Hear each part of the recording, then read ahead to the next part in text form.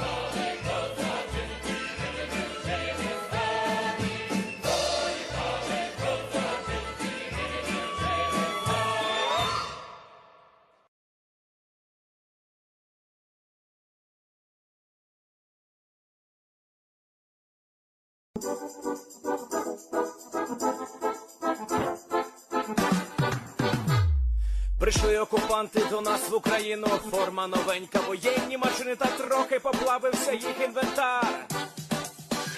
Байрактар, Байрактар. Російські танкісти сховались з кущі, щоб лаптем посьорбати довбані щі, та трохи у чах перегрівся навар. Байрактар, Байрактар.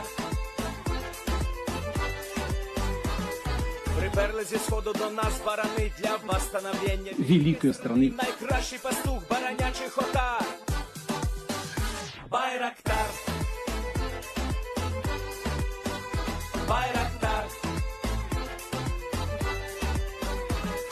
Їх доводи всяке озброєння різне, потужні ракети, машини залізні, у нас на всі доводи є коментар. Байрактар, Байрактар. Вони захопити хотіли нас зразу, а ми зачаїли на орків образу з російських бандитів, робить примар. Байрактар, Байрактар. Російська поліція справи заводить, там пивцю рашистів ніяк не знаходить, хто винен, що в нашому полі глухар. Байрактар, Байрактар. Веде пропаганду кремлівський урод, слова пропаганди ковтає народ, тепер нове слово знає цар. Байрактар. Байрактар. Байрактар. Байрактар. Байрактар.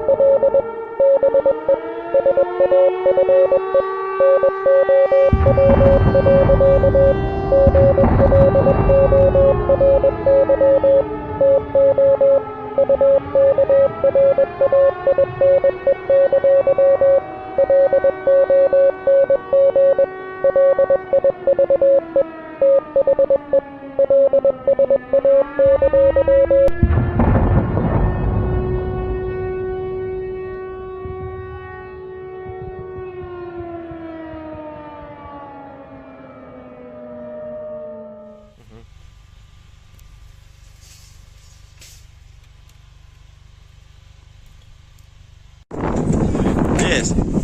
The Leaf Spring Army sends its regards.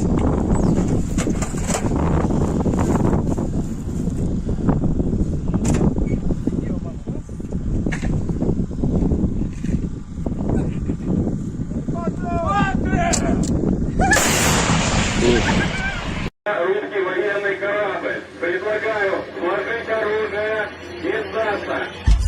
Русский военный корабль, иди нахуй.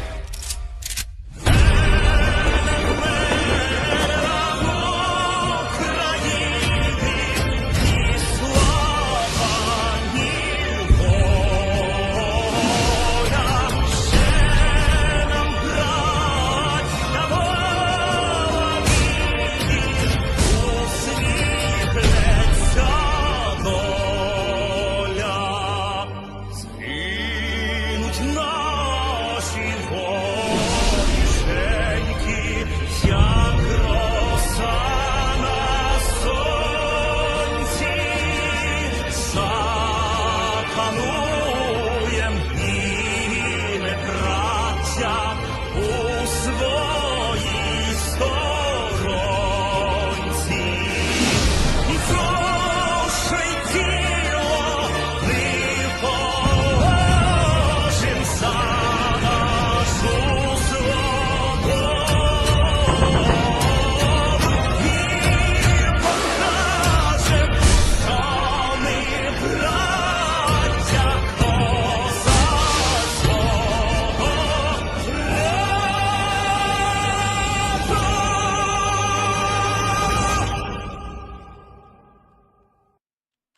Hello, everyone. I'm the Enforcer, and I'm accompanied by Enforcer Matt. And good evening, folks. It's Enforcer Matt, and welcome back to day 490 of the news. And it's good to see you all once again on another very busy news day. And of course, we're going to be covering the past 24 hours of the news of the war in Ukraine, or more so, of what's going on in Russia at this point, because Russia's top general was just arrested today. It just came out just a few hours before the stream. I believe it was around 5 hours ago, that the top general, the guy who had been leading the Russian army in Ukraine, was just arrested. We'll be getting into that right here in a second, but before we do, I thought there was something very interesting to show all of y'all that I saw today as I was scrolling around and making this news. The Wagner unit has not ceased to exist inside of Russia. And this is something very interesting, Matthew, because unlike everything that we've been hearing about the Wagner disappearing, and it's going to be gone, and it's going to go to Belarus if it even exists at all. Interestingly enough, a journalist today called up a phone number for a Wagner recruiter, and this is what happened when he called up that number. So real quick, I'm going to take y'all to this. This video clip was made by journalist Dmitry Nizovtsev. And I have to say, this was some very good investigative journalism here, because his phone call proves some very interesting stuff. Here's the clip.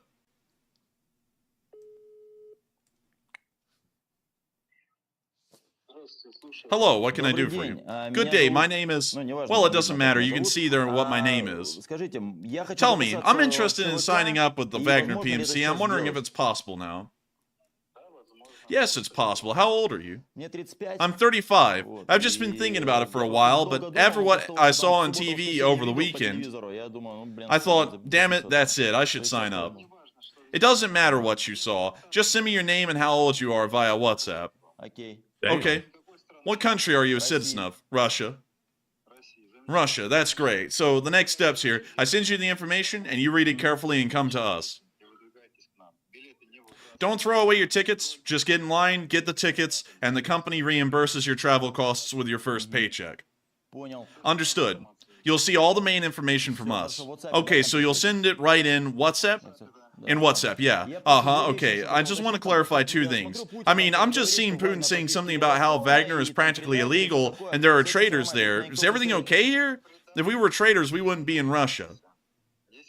Any other questions? I wanted to ask, they're saying everyone has to go to Belarus and nobody will be in Krasnodar anymore. Is that also untrue?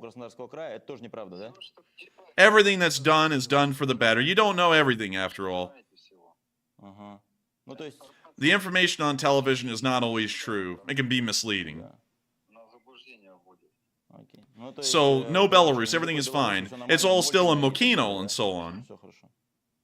Our base is in the Krasnodar region in the small town of Molkino. And that is very interesting. You see, that call was... Are they signing up for the military? They're signing up for a Squid Game, like, contest. I don't really know. The way he was making that sound in the phone call, that guy made it nearly sound like he was going to be picked up in a van and there was going to be some gas that knocked him out once he got in it.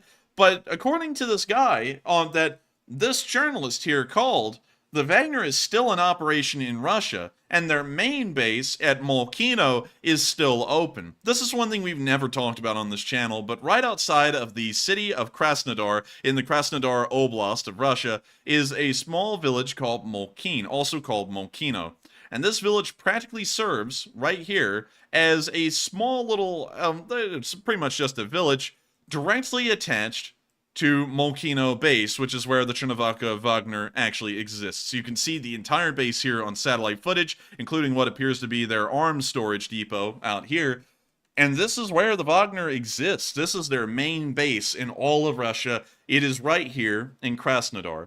And according to that Wagner recruiter that journalist just called on the phone, Wagner is not gone. They are still at Molkino. They are still operating out of Molkino.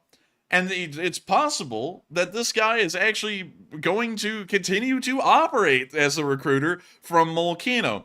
That's pretty wild, pretty insane to hear, because then is showing that either the Russians are not going to go down there yet and take care of the Wagner that is at Molkino, or things are going on behind the scenes with Wagner that the Russian government isn't making public. And that kind of leads into what the big news is today. So we're going to be moving on from this. Also, I saw some people in the comments saying that there was a Z on the back of this guy's computer. It's actually a Z with a red cross through it, like, you know, crossing out the Z. So, you know, he's not a pro-Russian. He's actually a anti-Russian or pro-Ukrainian. But moving on from that and on up into the Russian news, this little bit of news about Wagner in Molkino, where they've been based out of for a long time, brings us into the news we've been hearing from today.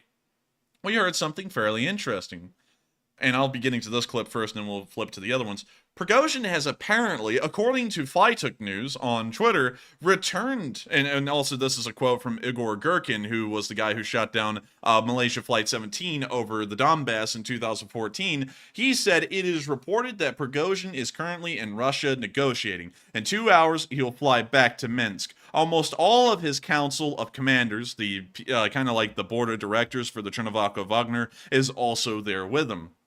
And it appears that the Russian government and the Wagner commanders are still in attempts to try and iron out the actual agreements, so that way the coup doesn't continue. At this point, don't even really know why the Russian government's having any negotiations with these folks, considering they've practically gotten everything they were looking for already. But this is what we're seeing, is that the Wagner still exists. They're not being completely wiped out at this moment. Even days after the coup is over, they're still in Molkino, and the recruiters are still operating and telling people to go to Molkino.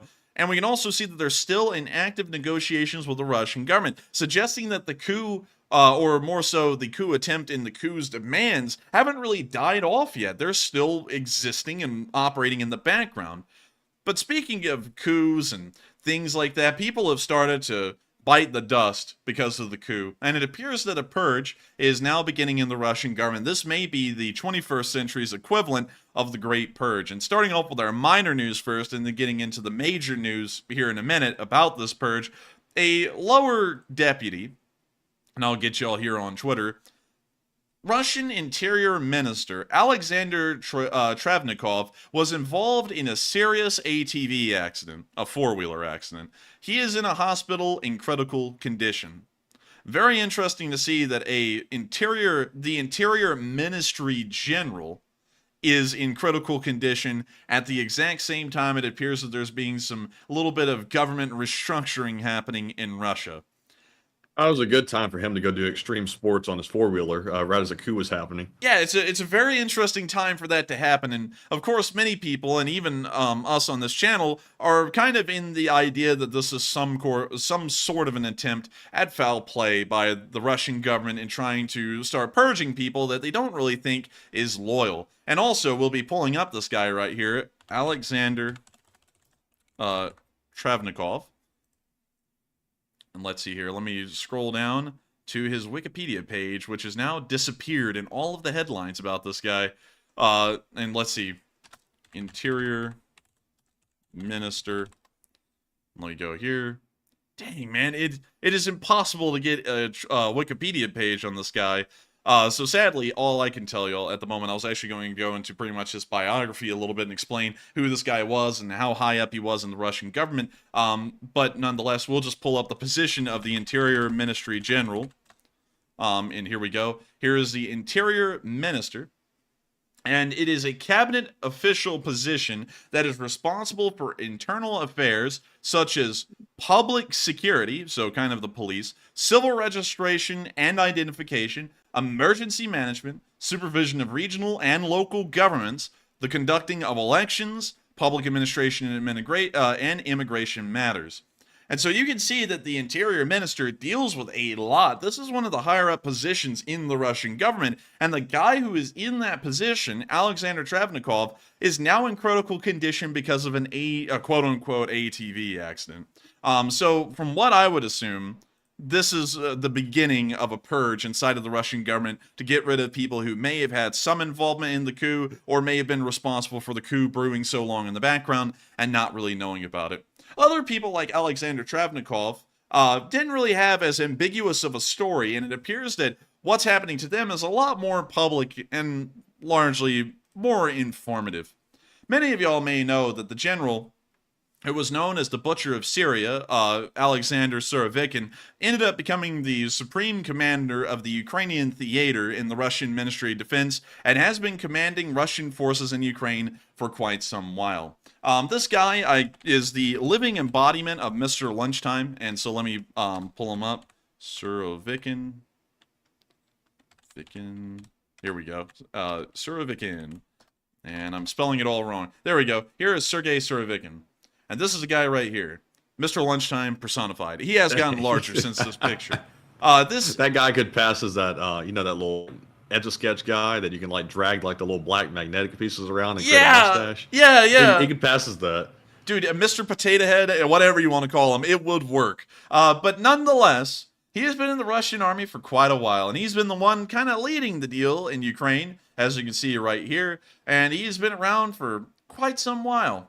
But nonetheless, it appears that he wasn't happy with his position in the Russian government. He wanted more than to just be a general, and it appears that he actually knew about the Wagner coup for days in advance, and he actually ended up being the Wagner's inside guy, from what we're hearing right now. Surovikhin today was arrested by the Russian government, most likely on charges of treason, although we have not heard official charges stated by the Russian government. But it has become clear at this point that Surovikhin was arrested by the Russian government. It is massive news. This guy is the commander of Russian forces in Ukraine, and he has been arrested. This is, of course, according to Clash Report, among many other sources, and also, and let me make sure I'm reading this correctly, General Yudin, Deputy Colonel General Yudin, was also arrested for treason, and they were both taken to the Lefortovo pretrial detention center. And so let's pull up where Lefortovo is. I think those guys missed their calling. They could have gone into modeling and made a lot of money. Oh, man. Dude, that would have been, it would just be the site bled. I mean, this guy here, man, that looks like one of those deep-fried horror images, you know, that they use when they sit there. There was a man there was a man standing outside my window at 10 o'clock at night. It sent chills down my spine. Like, that's the picture they would use right there on the right. That's it. That stare is chilling that guy's got on him. Yeah, and this guy here, I mean, I got to tell you, man, not so much. This guy, however, he's seen some stuff. Not his chin line. Nope, that's gone. Not his neck either. There's no neck there. But he has seen some things rather than that. Nonetheless, from what was being stated by Clash Report, they have been taken to Lefortovo prison. And if we take a look at where this is in Moscow, this is in between the second and third outer ring roads in the city. Actually in the middle of it. That's actually a little bit shocking here in the United States and most parts of the country.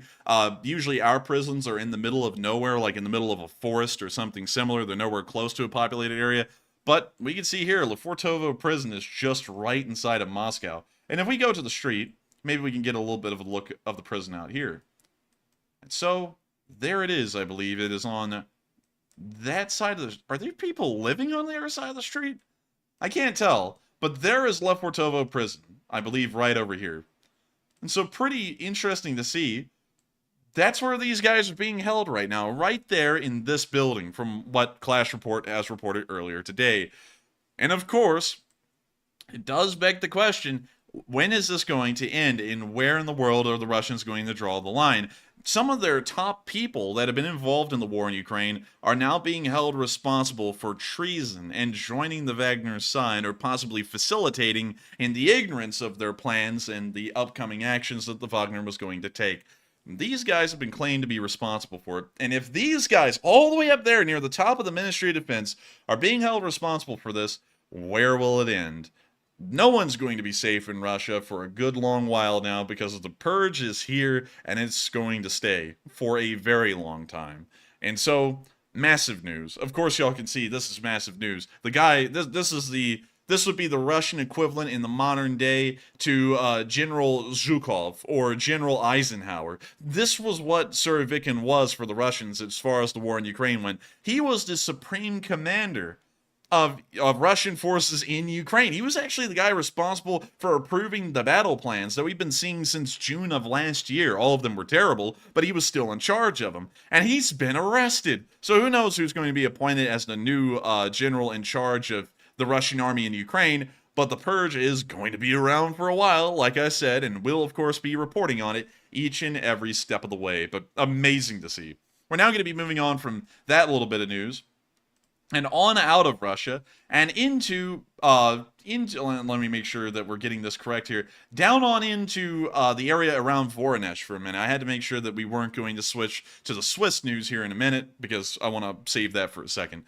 But we got a very interesting clip today from a Russian Ka-52 during the Wagner coup. Of course, many people have, of course, been still going around saying that the whole thing was a psyop and it didn't exist. Here is some camera footage from a Russian Ka-52 watching its wingman get shot down by the Wagner right in front of him. So we can see the two helicopters flying here. This is the camera on one Ka-52. We can see it's a heads-up display here in front of the camera, and we can see the other Ka-52 that's following right up there.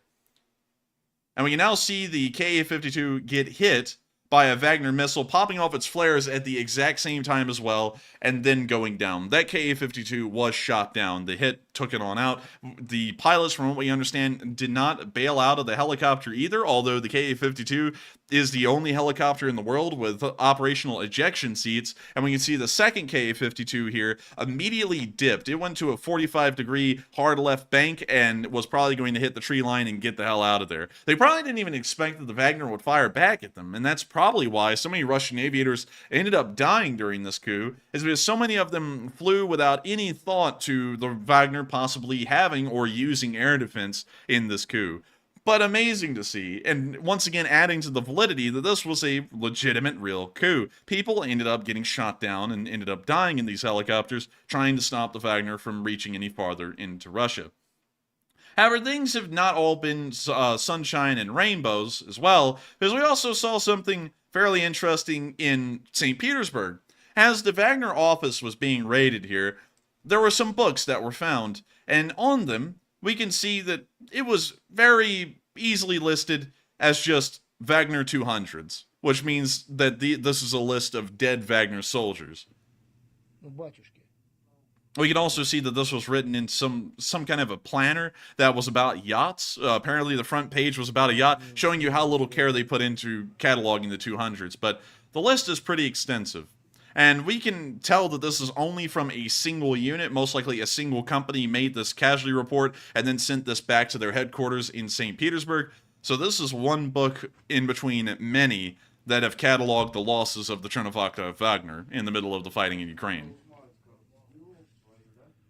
Ну так-то да. Но я им ничего не говорил, как бы я это, сам, они сами должны узнать.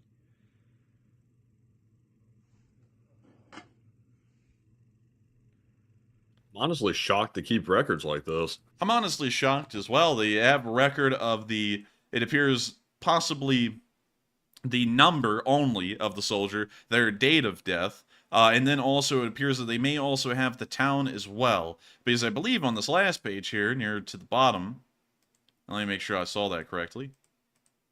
So let's see him flip it open again. I'm pretty sure I saw one of them listed as being around Kherson, and apparently that's not the case. But these either are the names or the towns in which these soldiers died in.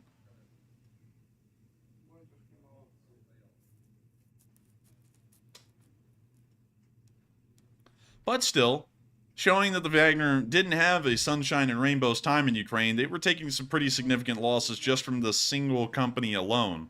Ну так-то да. Но я им ничего не говорил, как бы я. And with that, that's the end of that clip right there. And while that is the conclusion of our Russian news, that's not the conclusion of international news. The United States approved, I believe if I'm correct, Matthew, it was $500 million of material aid to Ukraine.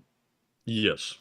In the meantime, the Swiss have now waffled again on sending military arms and aid to Ukraine, once again citing their neutrality as a reason why they cannot send lethal arms. And it appears that this is becoming a very heated discussion in Switzerland, and it's almost an even split down the middle in between the factions in Switzerland that want to break neutrality and support Ukraine, and the factions in Switzerland that don't want to support Ukraine and they want to remain a neutral country, not really supporting anyone in this conflict. Today we heard that Switzerland actively halted the sale of 96 Leopard 1s that were in Switzerland from being sold to Germany, which would then transport them on from Germany and then to Ukraine to support them in their current war effort. The Swiss have cited their reason of neutrality, which has existed since the Congress of Vienna in 1815, for the reason why they are now forbidding the sale of these Leopard tanks to Germany, which would then sell them to Ukraine. And of course, that has been a very contentious topic inside of Switzerland, and it is still ongoing at this moment. As many of y'all can tell, they were about to sell these tanks to Germany, and now they've once again gone and reversed the decision. And so we may see that the Swiss end up breaking their over 200-year-long neutrality at some point in the war, but it will not be at this moment, unfortunately. Moving on from that little bit of news and on into Ukraine itself, now we begin some of the interesting news. And interesting enough today, to start off the war in Ukraine itself with a bit of a bang, a Russian spy, a real Russian spy, was arrested in Ukraine today. It wasn't an exact location was not given for this. It was just the northeastern area, and we can see here that the guy looks pretty interesting, to say the least, but this is the information that we got in the caption. Ukrainian security service in the Sumy Oblast arrested an FSB agent. He was collecting intelligence in the northeastern borders. He passed the information he received to the Russians to adjust shelling of the Ukrainian positions, including from Grad MLRSs. We can see the picture of them arresting the spy right here. We can also see that on this man was his passport from the Russian Federation, and I'll explain why he had that passport in a moment. We can also then see more identifying material of the Russian government showing that he was in fact a Russian spy. We can also see St. George's banner back there. I believe that's called the black and orange stripe. And then right here, we can also see that he had gotten a little bit of additional information from the Russian government about his job in Ukraine and everything else involved. Now, some of y'all may be asking, now that's a little weird, Enforcer. Why in the hell would an FSB agent have their passport with them when they go into a foreign country and they're trying to spy on them? Well, interestingly enough, there is a odd law that actually kind of requires international agents to keep their documentation on them. Of course, they're not going around flaunting this stuff in front of people. They usually hide it, but they keep this on them so that way they can prove that they are a national from that country, so that way they're not executed as a saboteur. International law is a little bit interesting in that regard. If you are a spy, you have to clearly be a spy. And so when you're found, you have to have the proper identification and such things like that from your country, so that way the country that captures you doesn't sit there and say, oh, look, he has no identifying documents, he's not a citizen of our country, therefore he's a saboteur. And according to international law, saboteurs can actually be executed on the spot. And so this is an attempt to make sure that instead of having this guy executed on the spot, because there's really no protection to saboteurs whatsoever, instead, they can sit there and arrest him and have him put in prison, and then possibly trying to negotiate with the Russian government can potentially negotiate with the Ukrainians for this guy's release in the future. So that's why he has these documents on him. I watched a very interesting documentary about international law and all that stuff regarding spies and such things back in the day. And very interestingly, if a U.S. pilot is shot down over enemy territory, he pretty much has to be disarmed. He has to disarm himself, even if he had a personal firearm in the plane, because if he has a firearm on him, the enemy forces can actually identify him as a saboteur, not an escaping pilot, and end up killing him on the spot if they find him. And also, if you're wearing their uniforms, for example, if you knock a guy out and wear his uniform, and it's like, let's say in the Gulf War, an Iraqi uniform, and an American pilot's wearing it with a gun, they could also say he's once again a saboteur and have him executed. So that's most likely the reason why he has all this identifying material with him. It was probably hidden in the apartment that he had rented, but once it was raided, they found all of it, and it confirms that this guy was a spy for the FSB. And so, pretty wild and pretty cool to see that the Ukrainians were on their toes well enough that they not only found this guy, but they were able to raid his apartment and get all of this information as well to prove that he is in fact a Russian spy. Moving on from that little bit of news and on into our location unknowns, we've had some very interesting looks at some of the location unknowns today.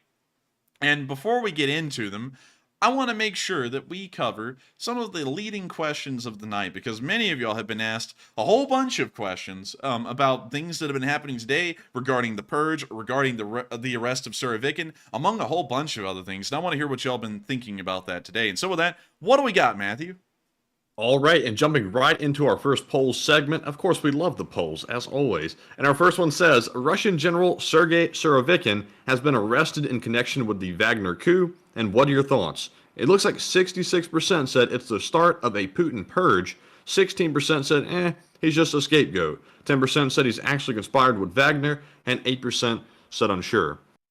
And on this one, I'm actually going to be with the 10%. I think he actually probably conspired with Wagner, because it seemed like he had assistance from the inside in the Russian government. A lot of the border guards and also the little, I guess you could say, police squadrons in these places, they kind of stood aside and let the Wagner roll through and basically do what they need to do to advance.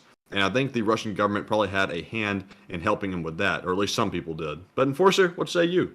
I would say that I would have to agree with the 10%. This guy was most likely involved, without a doubt, in the coup.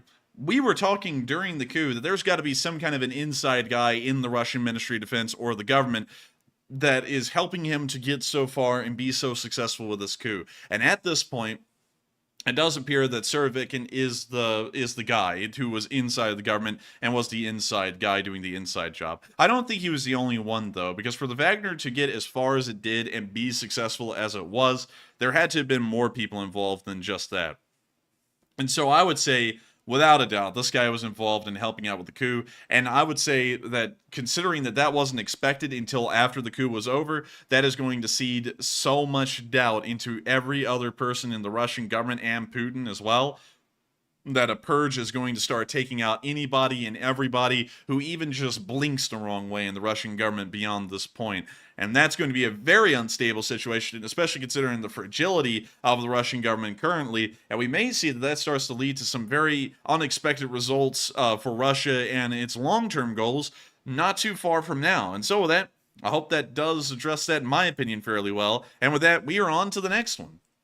All right, and our second poll says, Gherkin claims that Prigozhin has returned to Moscow to negotiate with Putin, and what do you think? It looks like 35% said yes, Prigozhin probably returned. 24% said, it's possible, but unlikely. 24% also said, no, there's no way that Prigozhin went back. And 17% said unsure.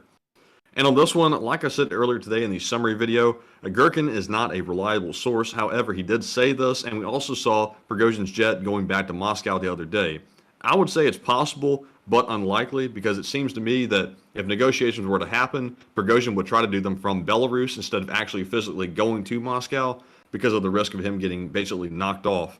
But Enforcer, what say you? I would say he may have returned to Moscow. And, he's not the smartest guy. I think, Matthew, you and me both know Prigozhin is not the smartest guy, so I wouldn't doubt it that Definitely he returned. not. Yeah, definitely not at all. This guy is like dumb as bricks.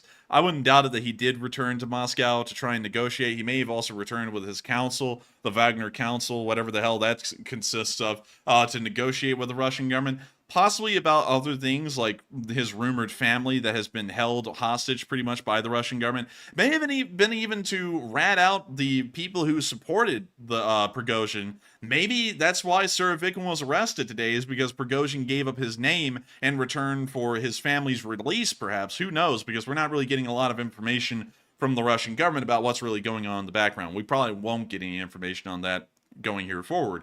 But that could be some of the reason why Prigozhin did return. And in fact, the Russian government may have refused to talk to him unless if he did return to Russia. And so I would say he probably did. And on top of that, he's not the smartest guy, so that adds even more fuel to the fire that he probably did return, in my opinion, at least. And so with that, we are on to the next one. All right, and our next poll says Lukashenko backs off his promise to give bases to the Wagner group and tells them to set up tents. And what are your thoughts? It looks like 57% said Belarus will turn on Wagner soon, 20% said Belarus is managing expectations, 12% said unsure, and 11% said it seems expected. And I don't think Lukashenko is turning on Wagner, because I think he wants them to try to train his military to be better, believe it or not. I think Belarus is trying to basically put Prigozhin and Wagner in their place, and let them know that while they're being generous by giving them some land to set up their tents on, and that seems like a subtle shot to Wagner to me, telling them to set up their tents. It seems like they're basically trying to tell them, we're in charge and you'll do what we say. It doesn't seem like they're going to turn on them, but you never know. But Enforcer, what say you? Man, Lukashenko sat there and said, "Go ahead, pitch a tent." It's like, oh man. But I would say, I think what Lukashenko is possibly showing is that while he will allow the Wagner to exist in Belarus, he's not going to actively support them in any way, shape, or form beyond just giving them some abandoned base. He's not going to help them to build it. He's not going to help to arm them, at least from what that statement sounded like. He just told them, you know what, just do whatever the hell you want. Just leave us alone and you can stay here. That seems to be what he was saying. So with that, I hope that addresses that fairly well. In my opinion, I think they may actually turn on the Wagner very soon, or keep them at arm's length where they can either embrace the Wagner or toss them aside, depending on what the situation requires. But nonetheless, you also have to think Lukashenko is a pretty goofy guy. You know, I don't mean to discredit everyone over there that's in Russia, you know, because everyone always wants to look out there and go, ah, yes, that is the cunning mastermind behind everything. All these guys seem to be pretty stupid at this point, honestly. Putin, Lukashenko, Prigozhin, generally everybody involved seems like they don't have any common sense. And you got to remember, Lukashenko is a pretty goofy guy. He only made it to the rank of colonel in the Soviet army before it collapsed. And since then, he's not really done a lot of learning. So I would be honest with you, I wouldn't expect much from him, and we don't even know what his plans are right now, because it may turn out that this is his way of embracing the Wagner completely. Who really knows? But with that, hope that does address that fairly well, and we are on to the next one. And, you know, really, before we move on from that poll, it's really stupid for Lukashenko to try to pull basically a power maneuver on Lukashenko on Prigozhin. I'm getting all confused on Prigozhin at this point, because if Prigozhin's bringing his Wagner forces into Belarus, we saw what they did to Russia, who I would assume has a little bit better force in Belarus. Prigozhin could turn on Lukashenko if he gets pushed around a little too much and try to do something to him. Yeah, maybe, but then again, we have to remember most of the guns and equipment that the Wagner had was loaned to them by the Russian government. We don't know if the Russians are going to get that back or not, and if they do end up getting all of that back, the Wagner just ends up being a group of homeless guys living in tents on some abandoned Belarusian military base, and then, you know, they can't really turn on anyone. What do? Beat people to death or something? I don't know. I'd be shocked if Wagner gave all their equipment back. I'd be really shocked about that.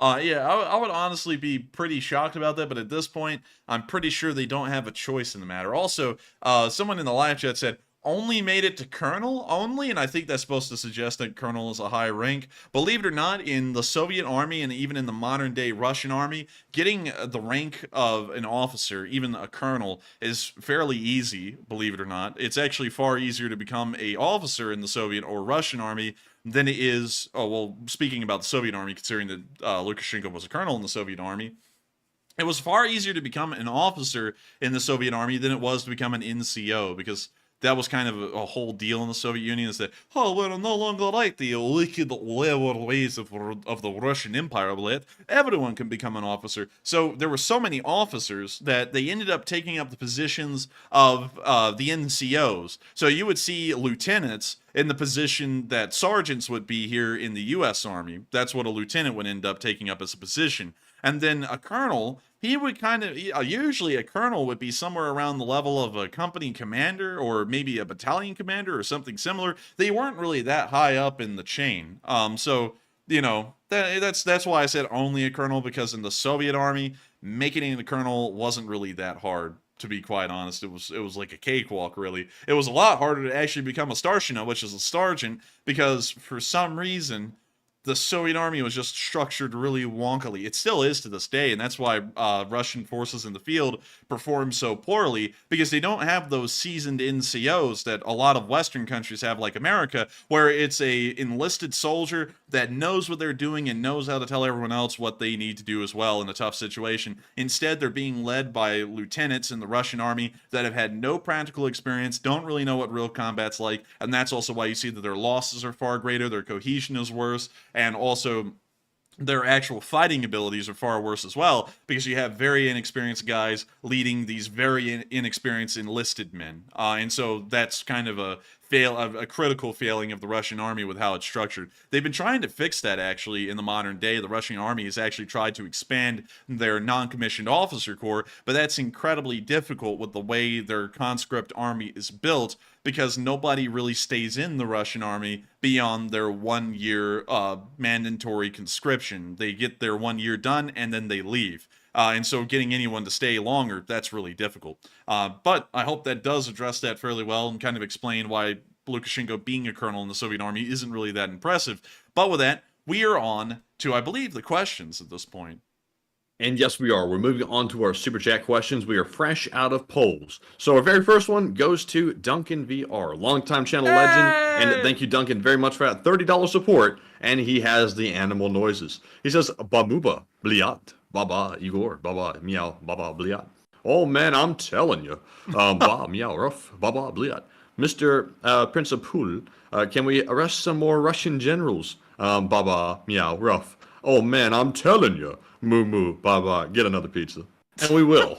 And I thank you so much for the support, Duncan VR, and helping us to get another pizza. We love pizzas. I love Capella's pizza. I know, and also Papa John's is pretty good in my opinion. We're going to start a war over that. Now all the favorite pizza brands will come out. But still, thank you so much once again for the support, Duncan VR, and of course throwing in the animal noises, because I believe at this point they are definitely iconic. I see people even repeating them in the live chat, going moo moo and bubble and all that. They are iconic at this point. I got to thank you so much for being an old guard of the Lee Spring Army, Duncan, and of course helping this channel keep on running by supporting our work and helping us to keep this thing going. And so thank you so much once again, Duncan. I hope that does address that fairly well. And with that, we are on to the next one. All right, and our next one goes to Jose Diaz, who puts in a $20 donation, and thank you very much, Jose, for that support. He says, thanks, Enforcer and Enforcer Matt, and all the LSA brothers and sisters that support Ukraine. You're all great. Puerto Rico loves Ukraine. Hey, and thank you so much, the Commandant of the Puerto Rican Division of the Lee Spring Army, Jose Diaz, and thank you so much once again for supporting this channel and helping us to keep this thing running. And also, thank you so much for the kind words as well, because it means a lot to us that folks really do enjoy this channel and also want to support it to help it to keep running, because folks like you, Jose, make this thing possible. And so thank you so much once again for the kind words and the support. And with that, we are on to the final question of the segment, and then we'll be getting right back into the news. All right, and the final one of the segment goes to Marion Deemer, also, as y'all know, a longtime channel viewer who puts in a $20 donation. And thank you very much, Marion, for that support.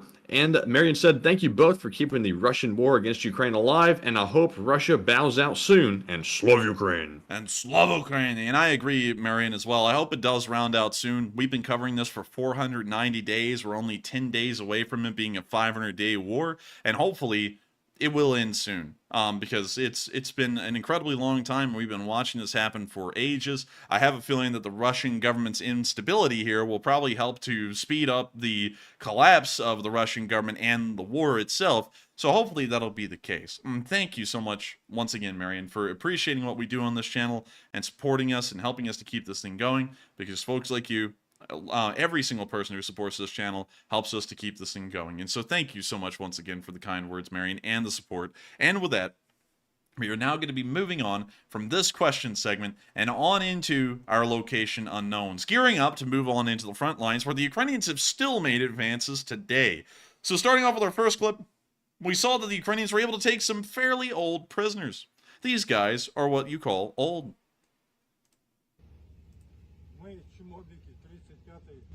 Wow. So you know what these guys look like? They look like the Russian equivalent of those old Muppets. You know, the ones I'm talking about? They're always up at the top of the theater.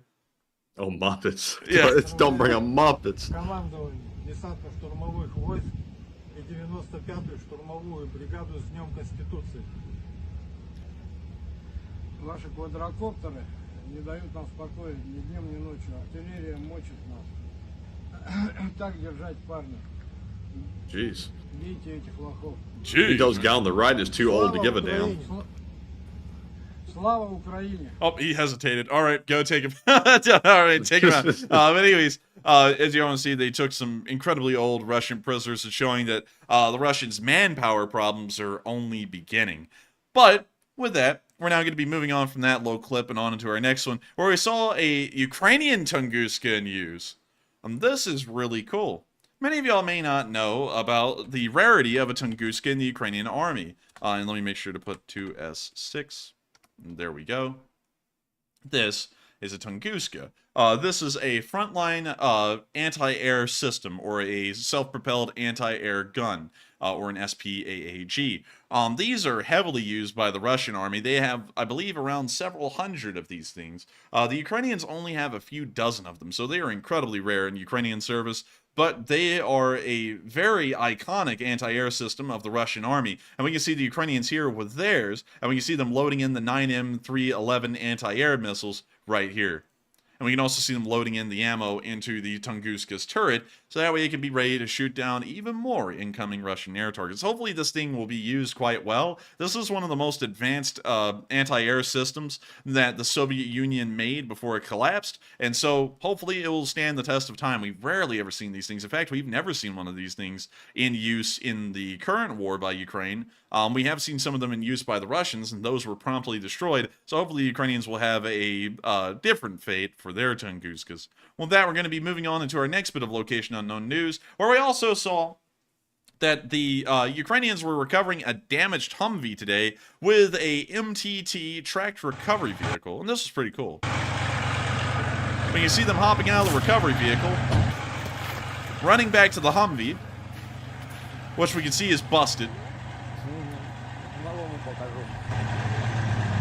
They're now backing up the recovery vehicle.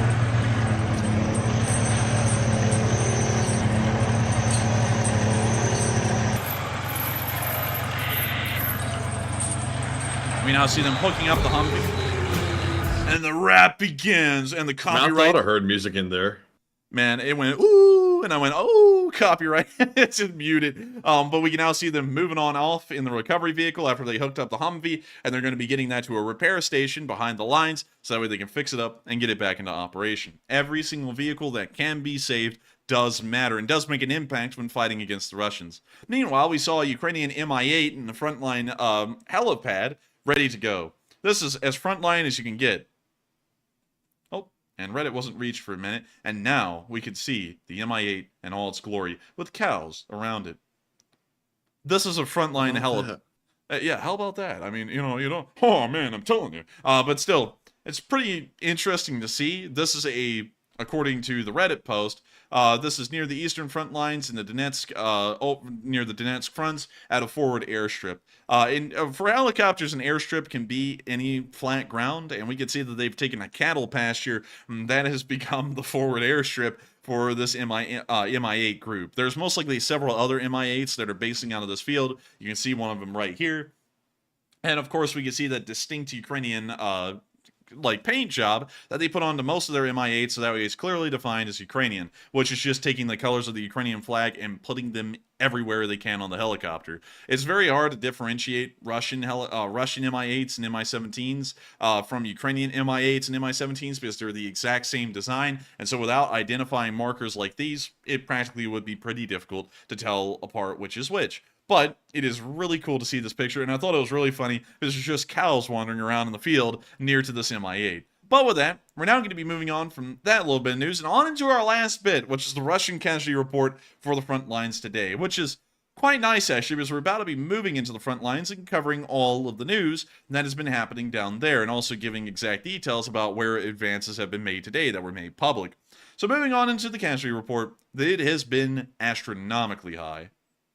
Oh man, not a single Bobcat though. What the hell happened? I don't know. Whoa, what happened? But we can see that there were Bobcats. I'm saying, where'd the Bobcats go? I mean, come on, man. Whoa, you can't even do a push-up, fatty. But we only saw one Bobcat meme. There were more Bobcat memes than there were destroyed Bobcats, which is actually quite rare at this point. But we did see that a whopping 930 Russian infantrymen were wiped out over the past 24 hours, bringing the number on up to 227,100 soldiers taken out over the entirety of the war, all 490 days of it. We also saw that 13 armored personnel carriers were destroyed, that is right within the war's average. We also saw that 2 supply trucks, only 2, were destroyed, which is a somewhat lower number.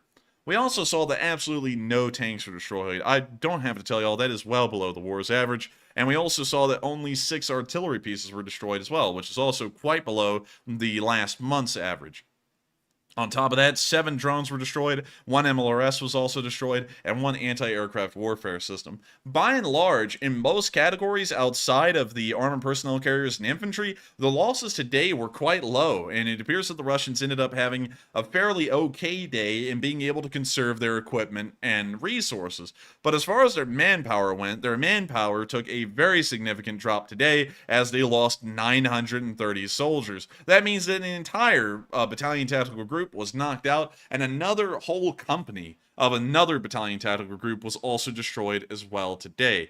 So quite some impressive numbers right there, and we don't know why they weren't accompanied with any vehicular losses. Usually losses like that are, but they still speak for themselves, and it's great to see that the Ukrainians are taking care of the Russian army, and hopefully will be pushing them out at a faster rate now that there are less Russian soldiers available.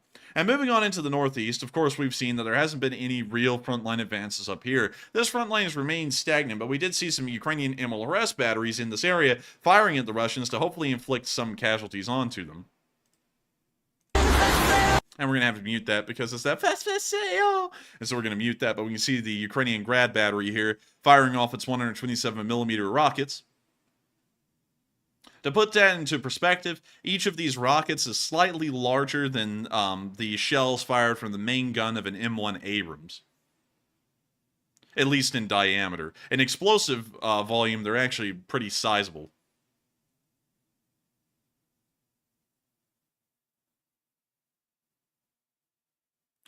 We can now see the smoke covering the MLRS battery after it got done firing off its rockets.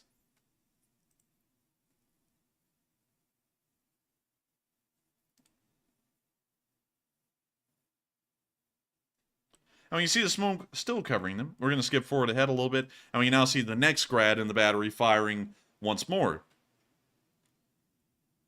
Hopefully these shots are reaching their mark. Grads are somewhat inaccurate. They're usually just meant to suppress an entire area, so hopefully it's suppressing the proper area and the effects are felt by the Russian army.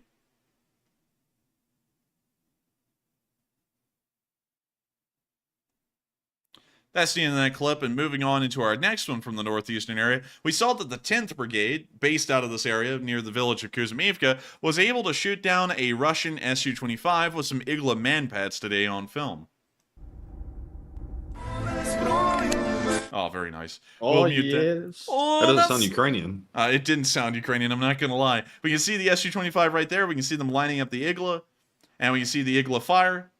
We now see the soldier. Igla almost got him in the face. It looked like the backblast. Man, in the face. And we now see the Su-25 out there, and we can see it get hit. Swatted like a fly. And we're now waiting for the explosive plume from the Su-25, and it crashed immediately. We can't tell, but that Igla certainly did hit. And the Ukrainians later confirmed that it was shot down. I just don't think we saw the smoke plume in that film.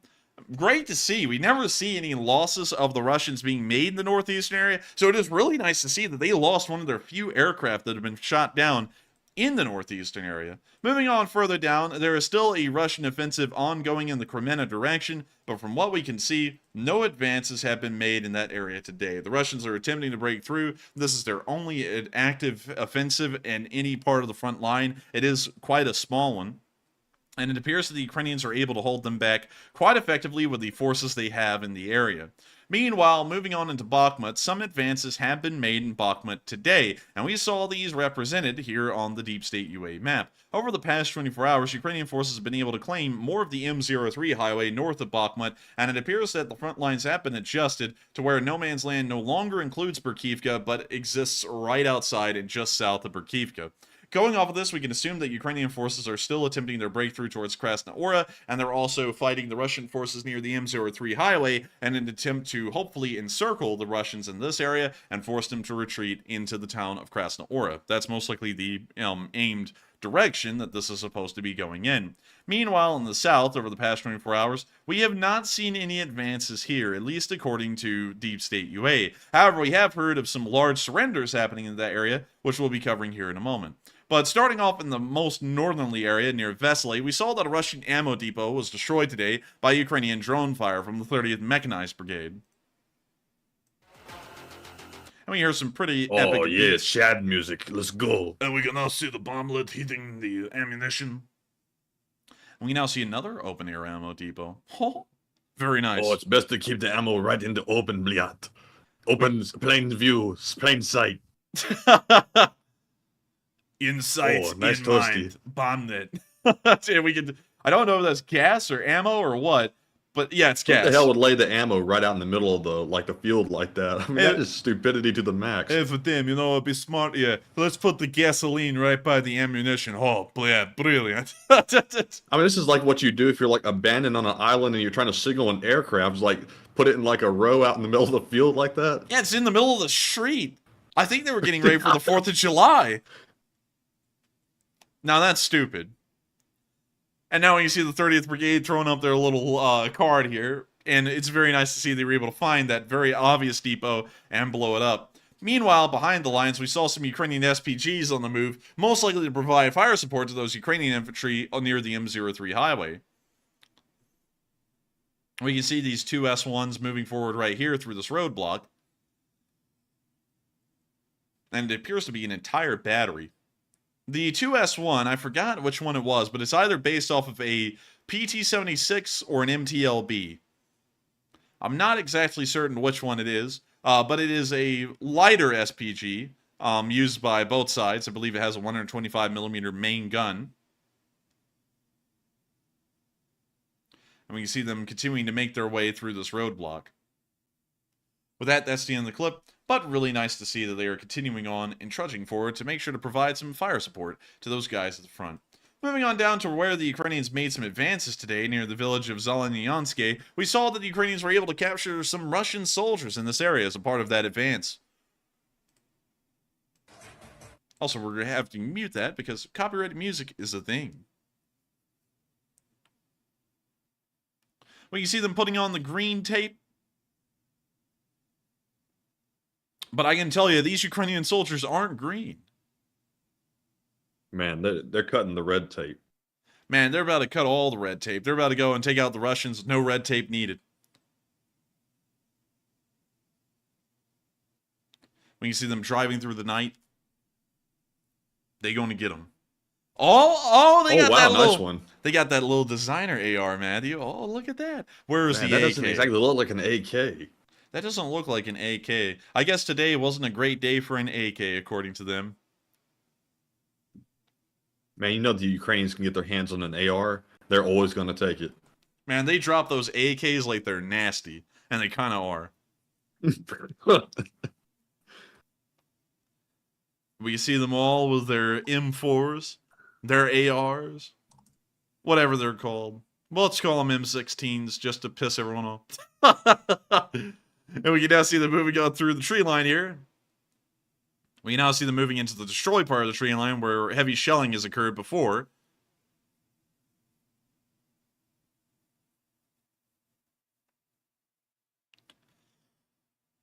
And now we can see them just going up to the Russian trench and going, give up. And the Russians go, oh, okay. And now they're surrendering. It was that easy. They just walked up to the trench and the Russians surrendered without a fight. So pretty easy for these guys to take some ground today.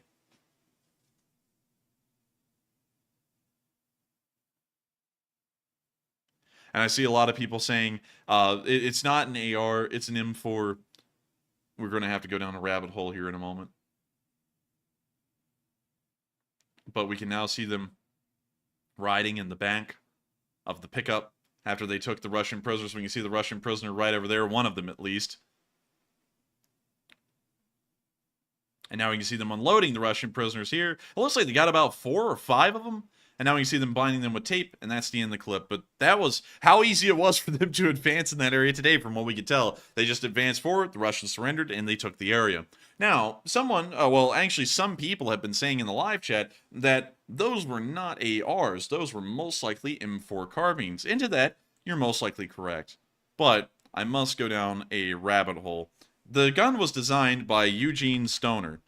Pretty funny name. Yeah, I know. But Eugene Stoner is the guy who would design the original AR. He actually ended up designing this thing called the AR-10 first, which is a AR-style rifle. This is really what every other gun that we're about to talk about here, came from. It was chambered in .308, or 7.62 by 51 NATO, and it was the grandfather of all the AR series rifles. After the AR-10 was made, the Army, I believe it was actually the Air Force, showed a little bit of interest in this rifle, but they wanted it chambered in a smaller caliber, which was the brand new 5.56 by 45 NATO cartridge, which no rifle had really been made in to this point that actually took off.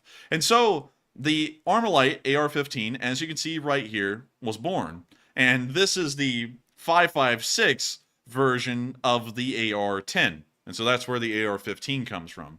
And so after this AR-15 was made, the Army looked at it a little bit. The Army was actually kind of the one demanding that this AR-15 be made. They looked at it a little bit. They said, it's not really what we're looking for right now, but thank you, though. And then Eugene Stoner was left not really with an ability to sell this rifle to anyone. But then the Air Force stepped in, funnily enough, and the Air Force went, oh, wow, that thing's pretty cool, man. Like, can we buy a couple of thousand of these for the Air Force in Vietnam to protect air bases with? And so they went, and so Eugene Stoner said, sure, have at it. And so they started to produce these, and the Air Force ended up using these to great effect. And then the Army went, hey, wait a minute, that's a pretty good rifle. We want some. And so then the M16A1, pictured here, was then born out of the original AR-15s, which then turned into military service as an M16. And then after some flaws were fixed in the M16, the M16A1 came to be. And then the M16A1 then later evolved into its carbine version, which is the M4, that many people know and love today. So if you say that it's an AR rifle, going through the whole rabbit hole, you can see that the M4 and the M16 were born out of the AR-15. The AR-15 predated all of them, and is actually the father of both the M4 and the M16. So you can actually call them all an AR, and they kind of all fall under the AR category. It's just different variants of the AR rifle. But pretty cool. And by the way, another interesting thing that some people may not know is that AR stands for Armalite. So it doesn't make any sense because Armalite was the original company to make the AR-15, so it's called the Armalite 15 if you take the abbreviation there and spell the whole thing out. Why in the world did they do that? Cool. Yeah, but why in the world did they do that, though, Matthew? That's like saying it's a Mercedes-Benz. It's like, what? It's like, wait a minute. Isn't it just a Mercedes-Benz? Is the Armalite 15? Huh. It's like, I mean, I can kind of see what you're saying there. Yeah, it's a little weird. But nonetheless, that's why I call them ARs, is because all of them ended up coming out of the AR in the first place. Anyways, we're going to be moving on from that news and on down into the area of Berkivka, where we saw some Ukrainians conducting some trench clearing here in this clip. Now, let me make sure I'm not getting any flashbacks here of what I saw earlier. Yeah, we'll have to stop this a little ways in. But here's the clip. We now hear the heavy metal music where I have to mute it. And we now see the Ukrainians getting ready to move up to the line and engage the Russians near Berkivka. We now see them unloading from the back of the APC, most likely some kind of a YPR 765 or an M113. They're now hopping into the trench, trudging through the mud, and advancing towards the Russians that are still inside of this trench. Now, I'm going to have to pause the video right here. I know we didn't see much of this. We only saw 30 seconds of it. But beyond this point, it becomes a little too much for us to show on YouTube. So if you would like to see this clip, go down to the link in the description below. And go down there and click on the link, and you'll be able to see all of the news that we put on this map, and click on that link and be able to watch that video. Also, another thing that I must do, because we are very close to reaching another milestone here, is I have to plug our Twitter for a minute, because our Twitter is a vital necessity of this channel if you're a subscriber, and it helps you to keep apprised of some of our top leading stories before we can even get to them here on the YouTube. We currently have... Hey, people, the Twitter! Peter, the Twitter's here. Currently, we have 8,962 subscribers, and we only need about 40 more followers to get up to 9,000. And so, if you follow right now, you could be one of those lucky people to be our 9,000th follower on Twitter, and also keep apprised of all of the news that we've been putting out on Twitter. Because, like, for example, we put out pretty much when Surovikhin was arrested that he had been arrested 5 hours ago. So you will be always up to date with all of the top news in the war. And so with that, moving on out of the northern flank in the Bakhmut region near Yehidne, and moving a little bit further south, we saw an MTLB with the cope cage being destroyed on the very southern end of Bakhmut. Well, you said that we would still. Okay, thank you for the Whoa, copyrighted that's music. copyrighted. Everything is copyrighted these days. That's terrible. And when you see the FPV drone flying in, when you see the MTLB with a cope cage, and it appears that the cope cage was just a few feet tall. If it was just right down here on top of the thing, it maybe would have saved it.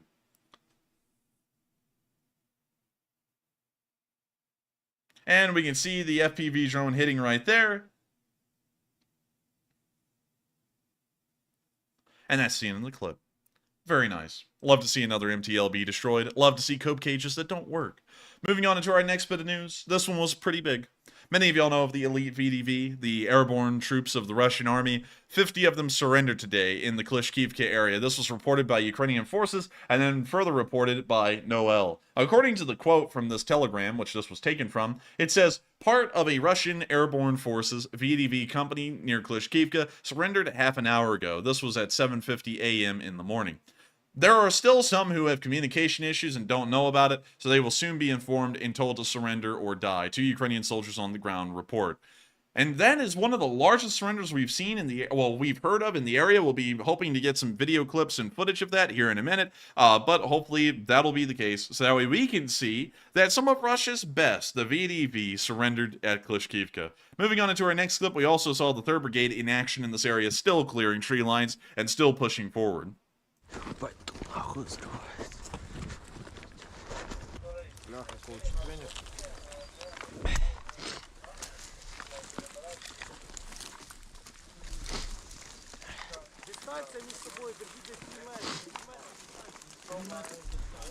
We see the Ukrainians moving on the side of a tree line here, and we now hear that the firefight has begun. На одного підера заїбашили, і далі були чути крики. Чути крики – це десь метрів 100, може, 150. По посадці, правильно? Плюс-плюс.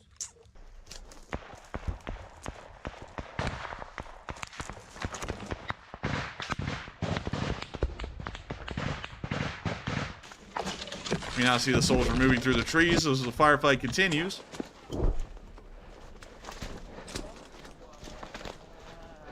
And we see him getting to a Ukrainian bunker, or a dugout more so. Праву сторону. А де суки сидять? Та підійшов підер, запутався тут, блядь, все случайно на. Десь гремня звідти почали хуярити. Ти стань праворуч, там займи позицію, понял? We hear some bullets snapping right over their heads. And we now see the machine gunner popping off a few rounds to where the fire might be coming from. Метрів 100 десь від нас. Але там теж один якийсь підер. You hear an artillery round whistling over as it explodes a few hundred yards back. Продовжуємо рух, продовжуємо рух, секретарем зміновано. Пізда, нахуй. Красавчик. Тільки шорохи, такі, поняв, мелькання, нахуй, сразу в нахуй хедшот. Кола, продвигаємось.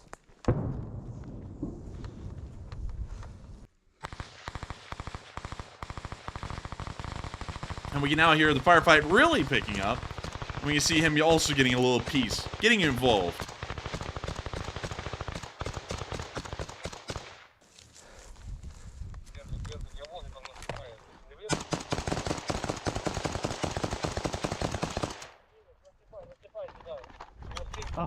You now see the Ukrainian soldier retreating as he reloads, and also pointing out where the Russians are to the rest of his squad.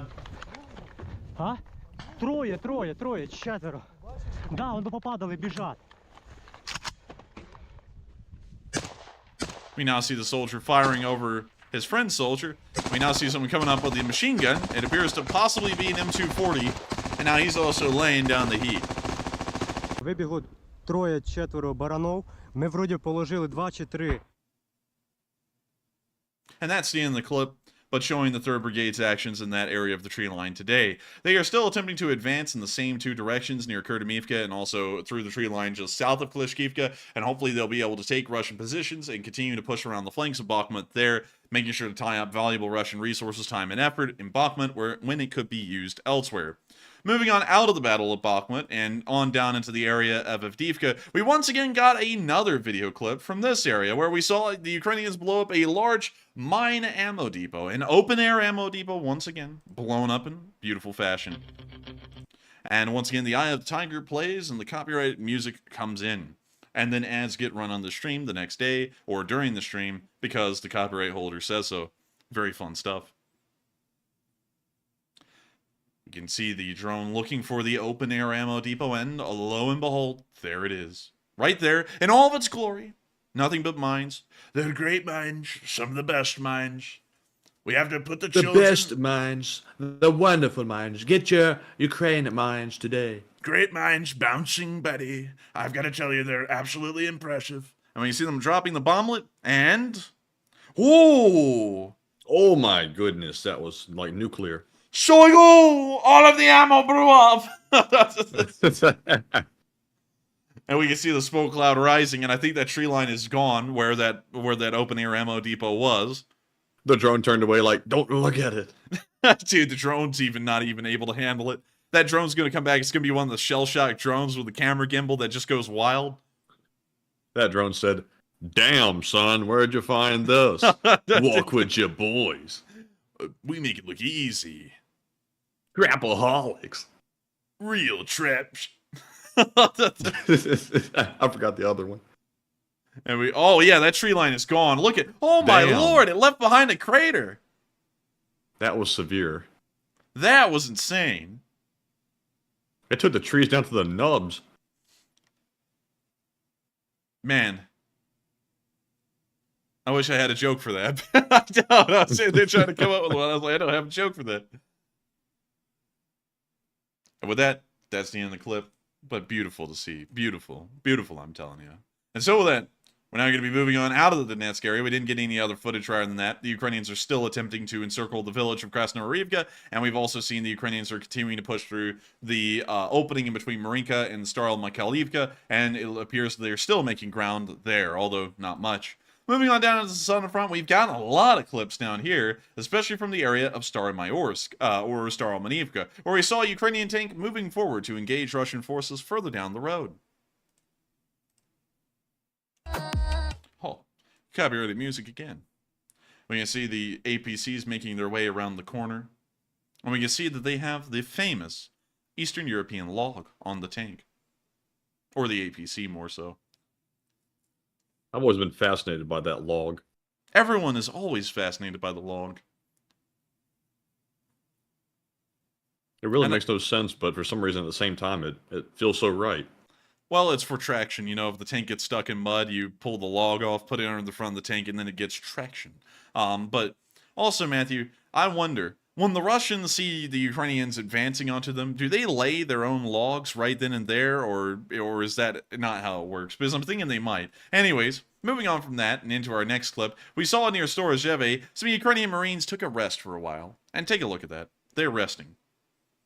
And so with that, we're now going to be moving on. Look at that. Now we're going to be moving on from that little bit of news and on over into the area of Kvylopol. Of course, the front lines in this area have moved a little. We've only really seen one movement, and it's down here near Rykov, where we've seen that Ukrainian forces were able to take about half of a field today, but beyond that, we haven't seen Deep State update for any other part of the map. We did see here, however, near Kvylopol, that the Ukrainians were hitting Russian forces in this direction.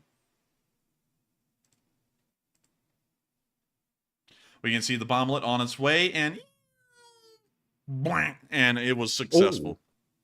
That was a strong bomblet. That was a strong one.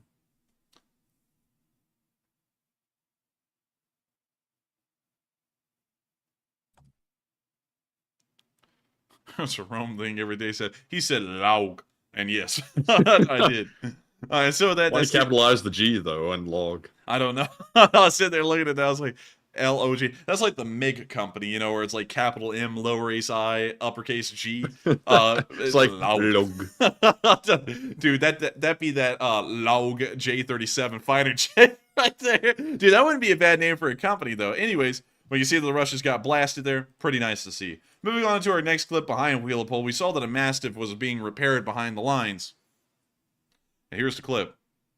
For some reason, Reddit can't load, and then it lies, and then it loads. So here's the clip.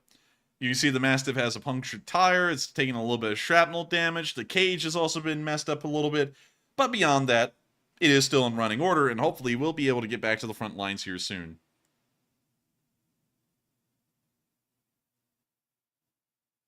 That's the end of the clip, but we all know the British Mastiffs are incredibly cool and pretty durable as well, so hopefully we'll see that thing back in action here soon. Moving on from that little clip into Wheelopiske, we saw a Leopard 2 move out of cover in this area. Take a look. Observe. It has a horn. I remember we had the horn in it before, but it's always so weird to hear that the Leopard 2's horn sounds like a moped horn. And here it comes. Look at it go. Is he smoking a cigarette while he's driving it? Man, he sure is. He be smoking. He be chuffing. Man, what a Chad. Man, he be chuffing. But anyways, we're moving on from that clip. Really neat to see. And now we're going to be moving on down into the area of Novopetrovka, where we saw a UR-77 Meteorite in use. This is a Soviet mine-clearing system.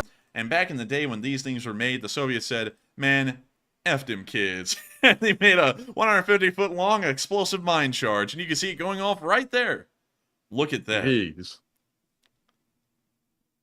But the comrade will wipe out an entire company. Man, screw that company. Just fire the charge onto them. Really neat to see. I'm not going to lie. And so with that, we're going to be moving on from that low clip and on into the next one near Roboltne, where we saw the Ukrainians continuing the push in the Roboltne direction.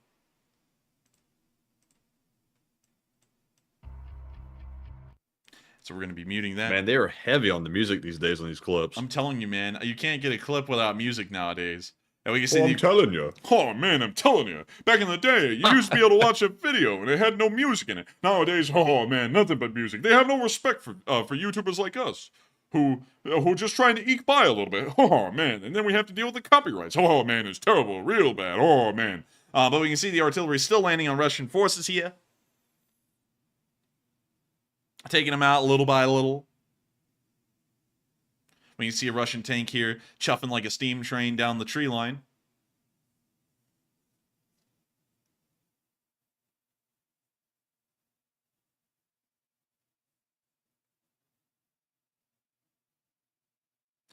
And we can see the tanks now come to a stop.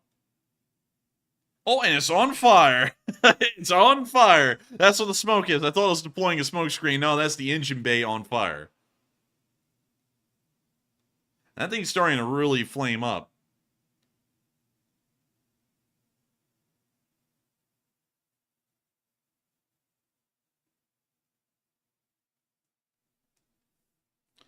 And we now see another artillery shell landing onto Russian forces quite effectively.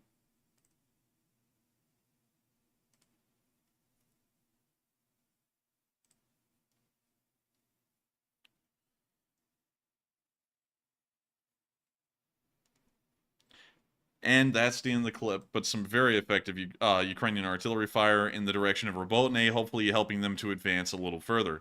Moving on to another clip.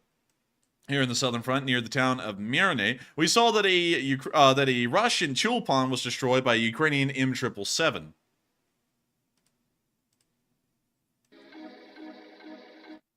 Well, that's about to be a rave.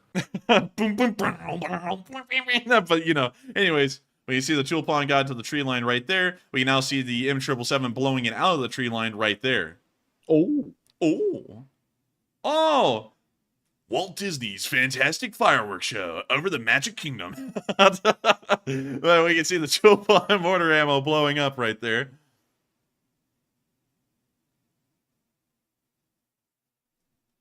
And with that, that's the end of the clip, but the 44th Brigade was able to get a Chulpan in the area today, and of course, great to see. Beyond that, Ukrainian offensives are still continuing on like they were listed before yesterday, and hopefully they will be able to make even further advances when we get into tomorrow's news. And it does appear that they're being met with some progress today, so hopefully they will be able to. And so with that, we're now going to be moving on out of the Frontline news and on up into Kyiv to cover the speech from President Volodymyr Zelenskyy on the 490th day of the war. And so, without further ado, here is the speech, and it's 5 minutes and 40 seconds long, which is long enough for me to get a sip of water. Дорогі українці, українки, передусім щодо вчорашнього російського удару по Краматорську. Сьогодні увесь день тривали роботи на місці теракту. На жаль, кількість загиблих збільшилась. Російські ракети забрали життя 11 наших людей, серед них 3 дитини. Мої співчуття рідним. травмовані та поранені більше 60 людей. Сьогодні працівники Служби безпеки України разом з спецпризначенцями поліції затримали особу, яка скоригувала цей удар терористів. Просто по кафе в Краматорську, по популярній піцерії. Пошкоджено сусідні будинки, магазини, заправку, звичайне місто, звичайне життя. Під завалами досі можуть знаходитись люди. Кожен, хто допомагає російським терористам знищувати життя, заслуговує на максимальне покарання. І це стосується не лише якихось там колаборантів, про них все ясно. Це люди без людяності. Кожен у світі, хто не розуміє, що не можна бути спільником державі-терористу, повинен за це відповідати перед усією міжнародною спільнотою. Коригувальник проходить за статтею про державну зраду, можливе покарання, включно з пожиттєвим. Спільники держави-терориста повинні розглядатися як зрадники людства і людяності. Ми продовжуємо нашу роботу заради посилення міжнародних санкцій проти Росії та її спільників. Вони повинні відчувати, що ціна їхнього терору для них буде лише збільшуватись. І ми продовжуємо нашу глобальну юридичну роботу, щоб міжнародні інструменти так чи інакше спрацювали для покарання усіх російських терористів і самої держави-агресора. Сьогодні у зверненні до Верховної Ради України з нагоди Дня Конституції я говорив, зокрема, і про справедливість, про внутрішню справедливість, те, що стосується відповідальності за порушення права в Україні, і про справедливість у зв'язку з російсько-українською війною, про відповідальність Росії за злочини війни. Політика справедливості буде однією з основ української доктрини, фундаментального документу, який визначатиме курс нашої держави на десятиліття. Такий документ нам потрібен. Всі в Україні, всі наші сусіди, всі у світі мають знати, якою є наша національна мета та що ми бачимо закінченням цієї війни. Як ми збираємось жити після цієї війни? Що б там не намагались робити окупанти проти нас, і до якого би терору вони не вдавалися, їм не вдасться зламати Україну. Їм не вдасться збити нас зі шляху, який веде окупантів до відповідальності за все зроблене проти нас, та який веде нас до нашої гарантованої безпеки і міцної свободи. Україна і усі в світі, хто стоїть разом із нами на захисті свободи, стоятимуть і на захисті справедливості. Справедливості для всіх, чиє життя забрав російський терор, чию долю зламала російська війна. Вічна пам'ять усім нашим людям, усім українським дітям, які були вбиті російськими нелюдами. Хочу зараз коротко прозвітувати про день. Були з візитом президенти Литви та Польщі, Гітанас Наусєда та Анджей Дуда. Дуже вчасний, корисний візит напередодні Вільнюса, формат переговорів і спільний, і двосторонній зброї для України. До речі, я дякую Гітанасе, пане президенте, за рішення закупити і передати Україні системи НАСАМС. Це дуже потрібно. Обговорили спільні політичні виклики і загалом в регіоні, і між нами, між нашими країнами. Звичайно, говорили і про початок переговорів про членство України в Євросоюзі, що очікуємо цьогоріч. Зустрівся із головним майстер-сержантом 47-ї окремої механізованої бригади Магура Валерієм Маркусом. Говорили з ним про війну, про наших воїнів, про нашу оборону. Обговорили, зокрема, і реформу обліку у військових структурах, менше паперів та бюрократії, більше цифровізації. Обговорили реформу сержантського корпусу. Хороша розмова. Дякую за шеврони. Сьогодні, у День Конституції України, я мав честь нагородити наших воїнів та передати державні нагороди рідним наших героїв. Дуже емоційно, дуже почесно. Пишаюся нашими воїнами. Вдячний за все і за врятоване життя України. Вітаю усіх із Днем Конституції та головне, бажаю нам усім, кожному, кожній в нашій державі лише примножувати волю, славу і незалежність України. І так буде. Вітаю також усіх мусульман України та світу із початком свята Курбан-Байрам. Хай усі ми здобудемо мир для своєї країни для своїх країн, для своїх дітей чесний і справедливий мир. Дякую всім, хто воює і працює заради України. Я дякую кожній, хто зараз в боях, на бойових постах та позиціях. Дякую, воїни, за нове просування вперед. Слава Україні! And with that, Hear 'em slava. and Slava Ukraini. And with that, that is the end of President Zelensky's speech. And you know what? That is the beginning of something else. That's the beginning of loads and loads of questions. And loads of answers. And many more questions. And then many more answers.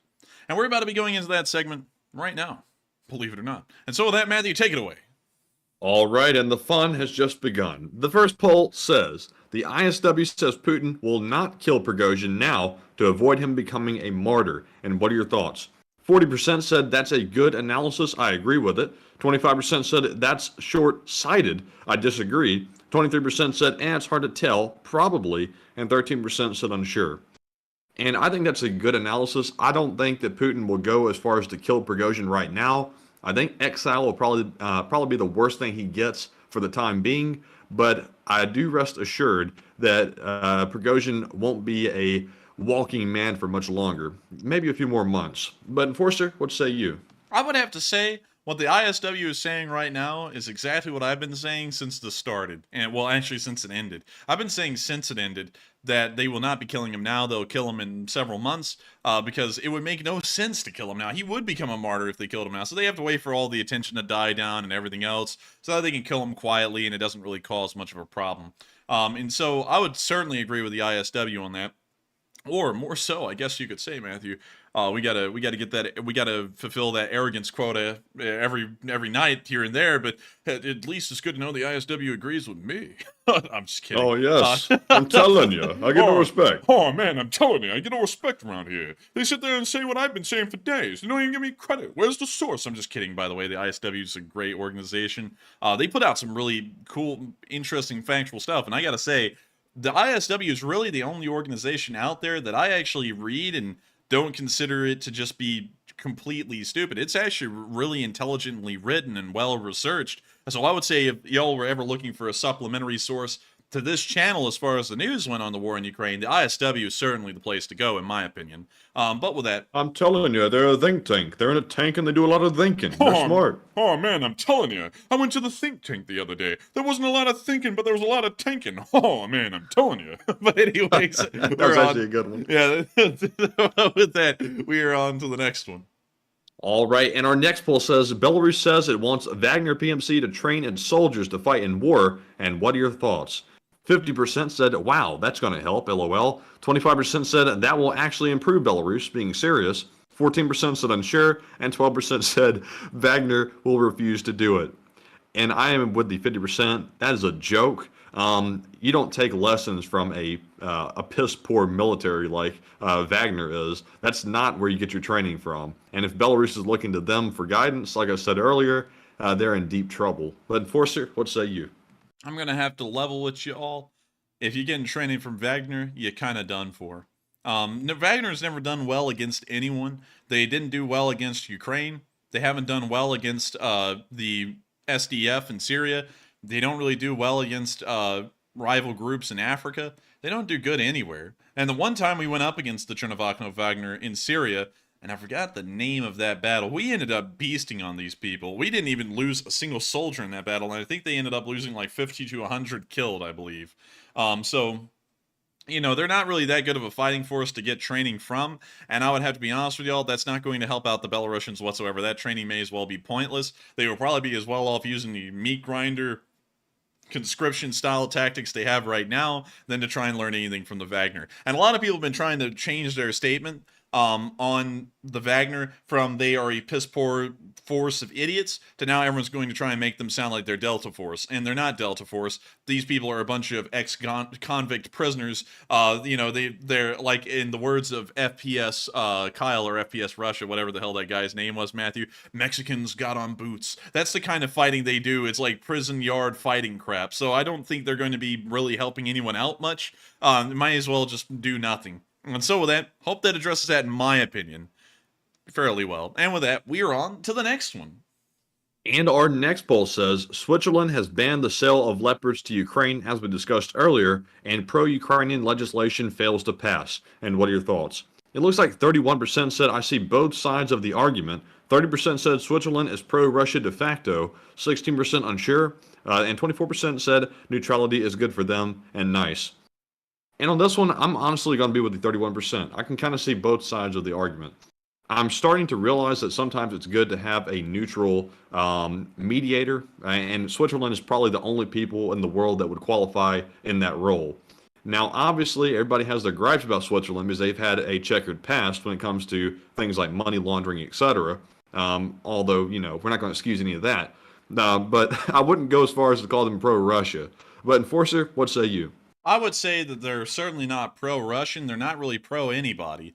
And, you know, I've got to be quite honest with y'all. I understand why the Swiss are not wanting to break their neutrality. Everyone must understand they benefit greatly as a nation for themselves, being a neutral country. And at the end of the day, every country is going to be looking out for what's best for itself. I don't really think it would make a lot of sense, in all honesty, for the Swiss to completely destroy the way their country exists right now. To support Ukraine, because while Ukraine would benefit a small amount from the Swiss joining their side and supporting them, the Swiss would probably suffer greatly as a country from where their current position is now to a position of not being a neutral country any longer, not being trusted to manage the finances and bank accounts of countries around the world, including some, I believe, bank accounts of the United States that we try and keep a little bit more quiet or held in Swiss banks. So, you know, we could end up, you know, well, the Swiss can end up in a very bad position up creek without a paddle if they end up breaking that neutrality. So I understand their apprehensions about it. Doesn't make them pro-Russian. It just makes them what they've always been, which is Switzerland. But with that, I hope that does address that fairly well. And we are on to the next one. All right, and our next poll says Poland is rapidly increasing its border security with Belarus and warns of the Wagner threat. And what are your thoughts? 71% said that's wise. Wagner is a threat. 23% said it doesn't hurt, but it's not needed. 4% said unsure, and 2% said that's unnecessary by Poland. And I'm with the 23%. It doesn't hurt anything to shore up the border, but at the same time, I think Poland is overreacting a bit. Poland is getting really up in arms and running to NATO and saying we need to take this much more seriously, and Wagner is planning to do something to us, etc. Wagner is not that big of a threat. If we're being totally honest here, and attacking Poland would trigger Article 5, which would enact a NATO response. So I think that's out of the question that Wagner ever attacks Poland, and I'm not sure exactly why Poland is going on this rampage about that. But Enforcer, what say you? And I would have to say, reread the line. It said, Poland is rapidly increasing its border security with Belarus and warns of the Wagner threat, and thoughts. I would... Oh man, I'm telling you. Oh man, he sat there and he went, man. I thought he was already making a statement about, oh man, me. Oh man, I'm telling you. But in my honest opinion, I would have to say the Polish do have a serious concern as far as Belarus goes. I don't really think Wagner adds to that concern at all, in my honest opinion. But they still have a very valid concern in raising the alarm to everyone about what is happening in Belarus. But if I'm thinking correctly, I think the Polish army is bigger than the Belarusian army. Polish army.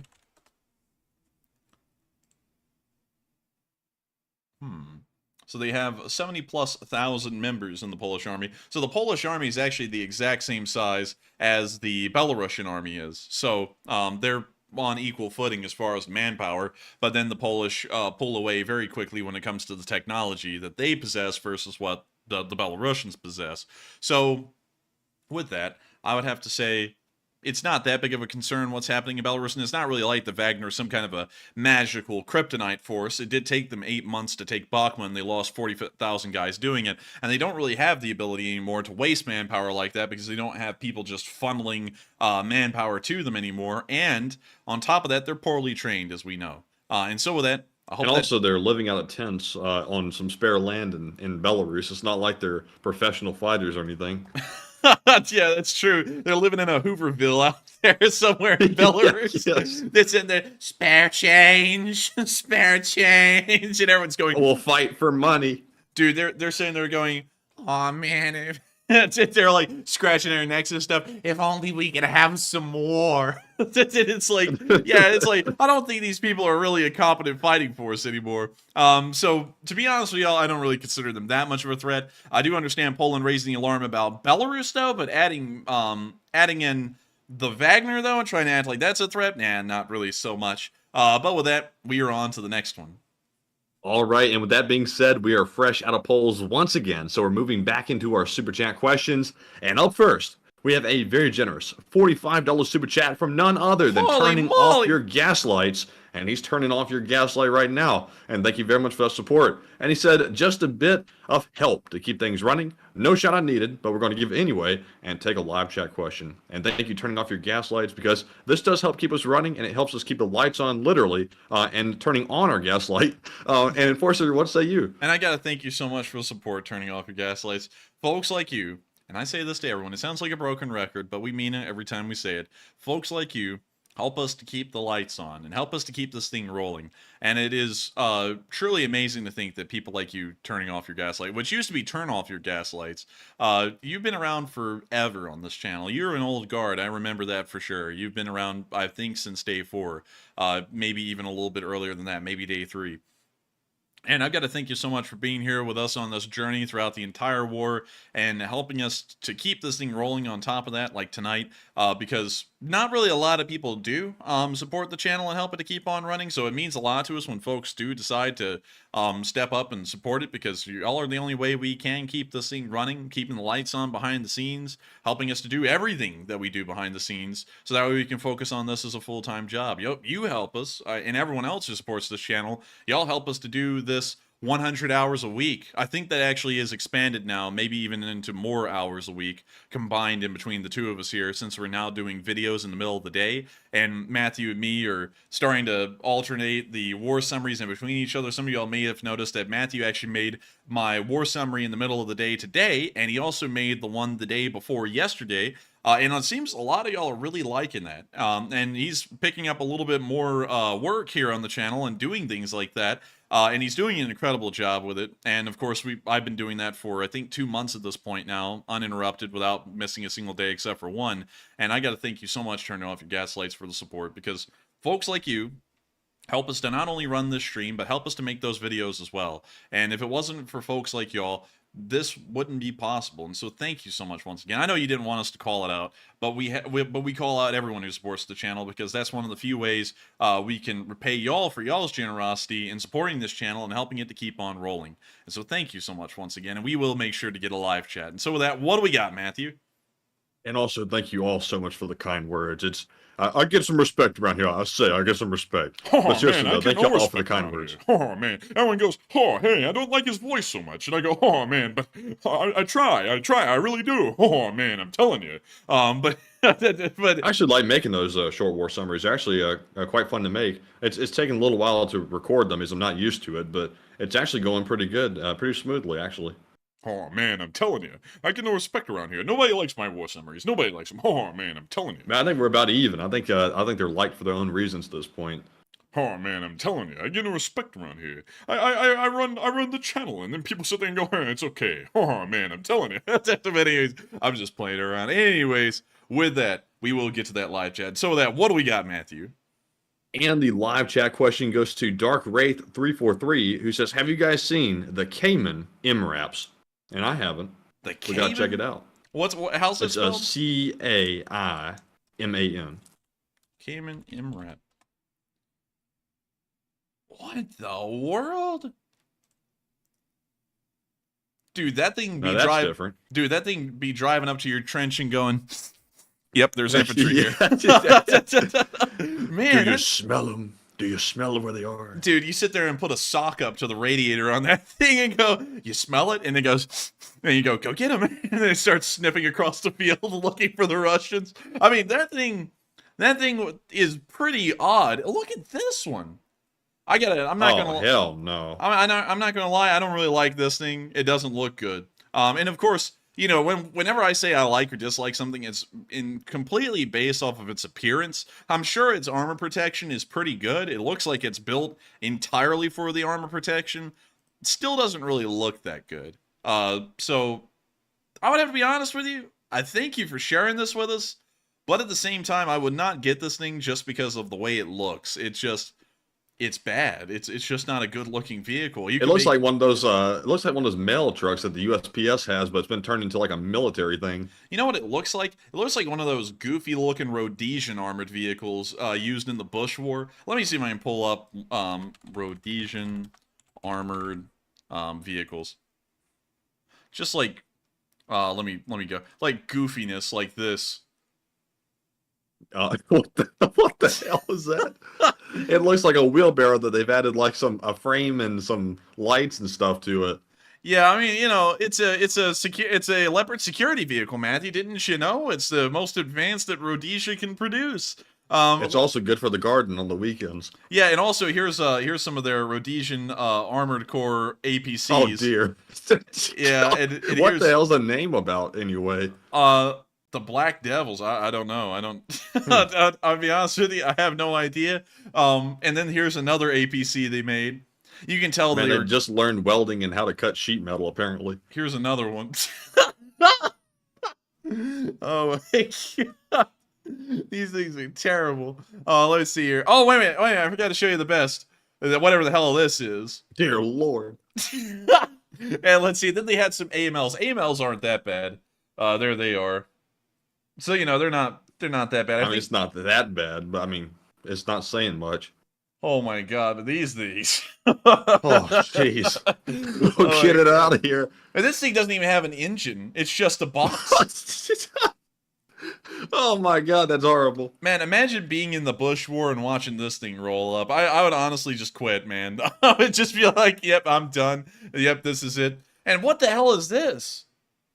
Dude, that's like that. Those are like those cop cars from the cartoons in the 30s, man. Like, what the hell? Oh my, what the hell is up with that radiator on the front? Like, what is the chassis of this thing? Because they clearly took it from something else. A Ford Model A, probably. It looks like a Ford Model A. Oh my god. Man, I didn't know it would be so much crap that we could see while looking at Rhodesian vehicles. This might need to be a video. Because I knew they were bad. I didn't know they were this bad. I didn't think they were going to be that bad. Oh my god. What else do we have?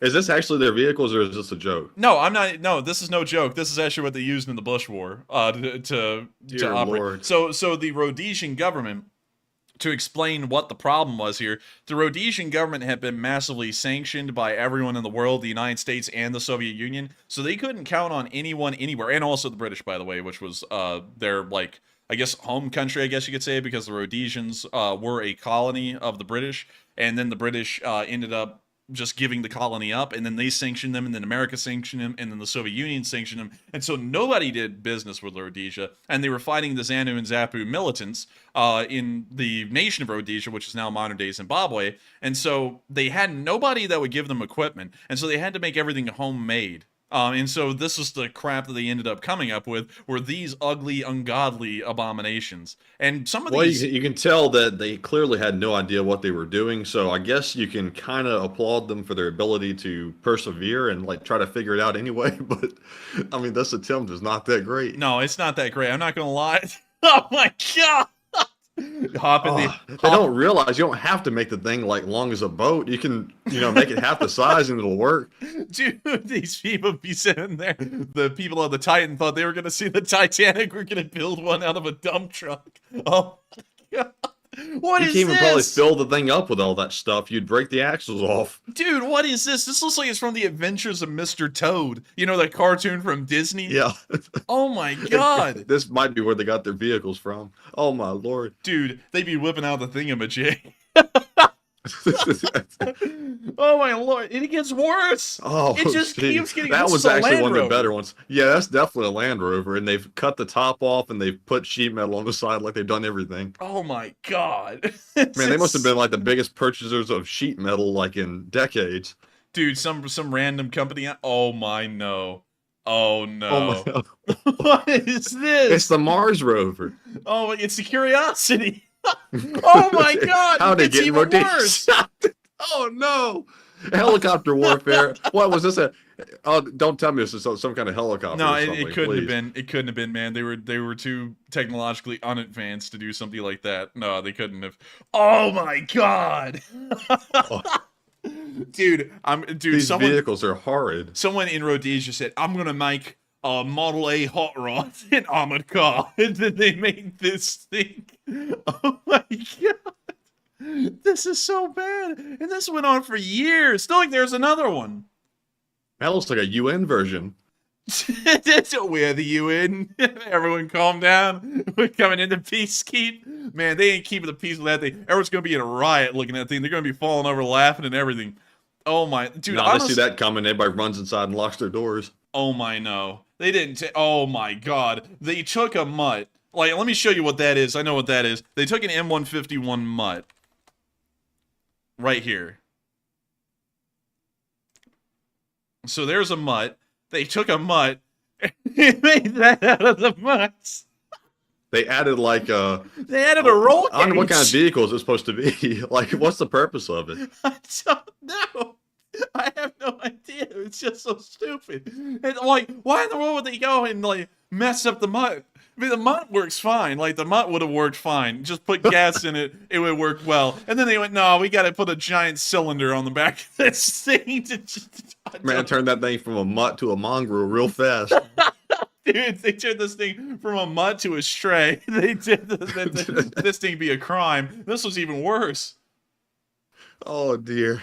Dude, this is something that Man, Wallace I'm getting lightheaded from this stuff. I know. I can't look at it anymore. Man, Wallace and Gromit would have a heyday. This damn thing. They'd be sitting there, we're gonna get some cheese, Gromit. And they're gonna be chopping around in there.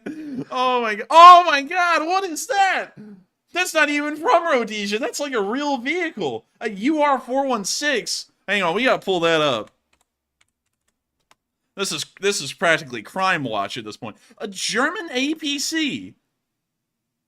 No way. This is the ugliest That's APC. German? This is German. Damn. Damn, what went wrong? What went wrong? Dude, Germany after the war, they had some tough times, man. Like, they started to miss a couple of things in the design department. This looks like one of those goofy Lego trucks that you build like half-assedly as a kid at like 5 years old, and it turned into a real vehicle. Man, Glock might have had a hand in designing that one. Oh my god. That's like that storm chaser rig that guy's got that has like spikes that dig into the ground. You know what, dude? It just hit me. This had to have been the inspiration for the head on the AT-AT things from Star Wars. Let me show you. You see the head right there? Oh, yeah. That had to have been the inspiration. That had to have been, because this thing is just so weird looking. It looks like a hopped up Scooby-Doo van that's designed for war. Like, Zoink Scoob, we're getting an armor upgrade. Robo Reggie, ERA tiles. Oh my god. Man, I'm telling you. The Saudis have them. They actually use them still. Now that's bizarre. I didn't know that. Anyways, They must be good priced. I'm so sorry, everyone, for taking y'all down this rabbit hole. It wasn't supposed to last that long, but, you know, when you see stuff like this, it's got to last a while. You got to milk this, because this is quality comedy right here. Like, it just keeps getting worse. I'm not even going to try and poke on some of them, but they're getting worse. They're getting far worse as we scroll down. Anyways, we're going to have to move on, or I'm going to be there all night long. But with that, what in the world were we even addressing when we got onto that? The Cayman MRAPs. Oh, yeah, well, that thing didn't look that good, and honestly, Matthew, I think saying it looks like a Rhodesian improvised vehicle would be too harsh, way too harsh. I think so. But it's kind of getting into that area. So with that, I hope that addresses that fairly well, and with that, we are on to the next video. Thank you so much once again for the support and helping this channel to keep on rolling. Yes, indeed, and that was a hell of a rabbit hole. Rabbit hole. Rabbit hole. Dude, you go into a gentleman's club called the rabbit hole. Oh man, well, I don't know what the hell you're talking about, but anyways, moving on to our next one, we have a $50 super chat from Hellpug. And thank you very much, Hellpug. That was very generous support, and thank you for helping to keep our gas lights on. And Enforcer, what say you? And I gotta thank you for the support, Hellpug. Folks like you make this channel possible. You make it possible for us to sit here and laugh at Rhodesian armored vehicles. among many other crimes to humanity. And I gotta thank you so much once again for the support and helping this thing to keep on rolling, because folks like you make it possible, Hellpug. And I gotta thank you so much once again for being an old guard of the Lee Spring Army and helping this thing to keep on rolling. And I just saw that Hellpug wants us to take a live chat. And so per the request of the Hellpug, we will take a live chat. And so with that, what do we got, Matthew? All right, and on behalf of Hellpug, we have a live chat question from Sea Dog Pirate, who says, have y'all seen the documentary of Ukraine's prison system? Those collaborators are going to have a great time, LOL.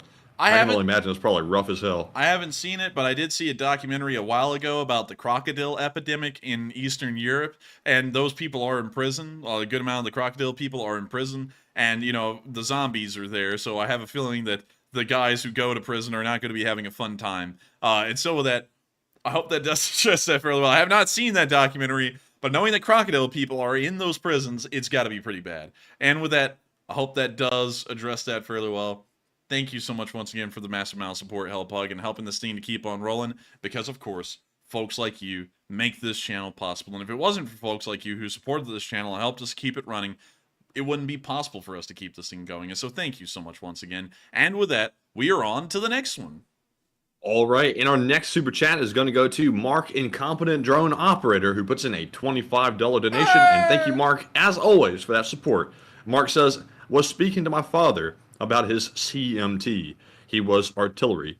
He said, no joke. They often hit the target first shot, which annoyed the instructors, and then they loaded the next cannonball.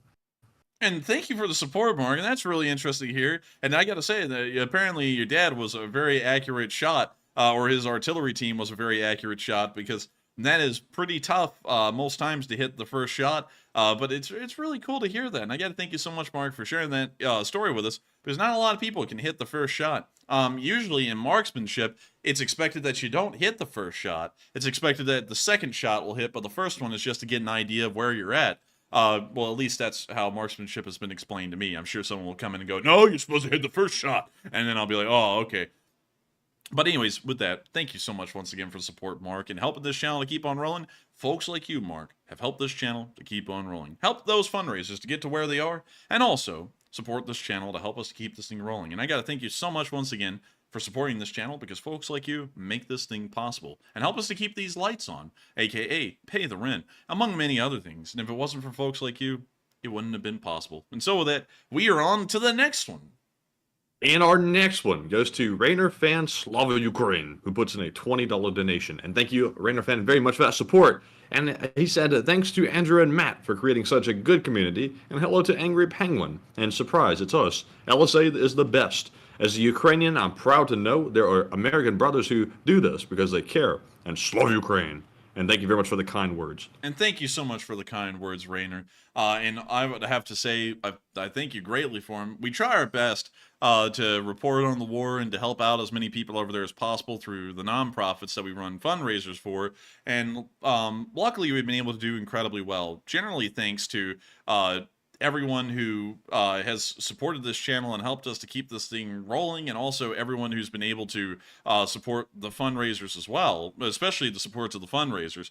Without folks donating to the fundraiser, hell, they would have never gotten over $1 million. I think right now we're at $1,040,000 raised, which is a massive amount, and it has certainly helped out loads of people. And I got to thank you so much, Rainer Fan, for appreciating the efforts that we've done to help out in Ukraine, and also appreciating enough to support the channel to help us to keep this thing rolling, because it's only through y'all's support that we are able to keep this thing going and are able to do this as a full-time job and helping out Ukrainians. And I got to thank you so much once again, Rainer, for helping this channel to keep on rolling and telling us that you appreciate what we do, because we never really set out on this mission to get appreciation from people or to get any kind of fame or anything like that. But nonetheless, whenever we do get appreciation from folks, it does mean a lot to us, because it makes us very happy to know that people do enjoy and appreciate the efforts that we put into reporting on the war and trying to help out people over there.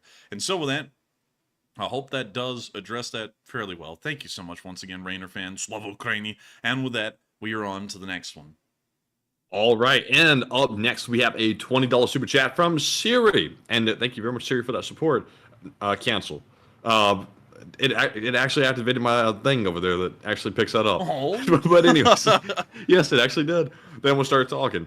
No, but anyways, Siri said, I share a birthday with the Constitution of Ukraine. And also, happy birthday to you, Siri. And Siri said, thank you both for the cancel. Thank you both for the hard work you put into the channel. Be proud of the impact you've had and community you have built. Haters can go to the Novaya Zemlya. LSA. And thank you so much for the support, Siri. Cancel. I don't have one in my room. I don't have one. It's not activating because I have headphones on. Oh, I don't have one in my room, but still, I gotta thank you so much for the support and helping this channel keep on running. And thank you so much for the kind words as well. We try at this point. Actually, we don't even try. We just flat out ignore haters. We just got tired of even listening to them, and so we just moved on. And we're doing our own thing. Because it really, honestly, we were doing our own thing then. We were doing our own thing before that. We're still doing our own thing, and the haters can go and kiss it. And thanks to support from viewers like you, Siri, we are able to tell them to kiss it. Otherwise, we probably wouldn't be able to. And so I got to thank you so much once again for the support and appreciating what we do and supporting us so that way we can keep it running, because folks like you make this thing possible. And if it wasn't for folks like you, we wouldn't be able to spite the haters every single day by getting on air and being able to do this. We wouldn't be able to cover the news. We wouldn't be able to run fundraisers. We wouldn't be able to do anything because we would have to support ourselves one way or another. And considering that I do the 60 hours a week, Matthew does about 40 hours a week, we would both have to go and get other jobs to go and support ourselves and, you know, of course, survive.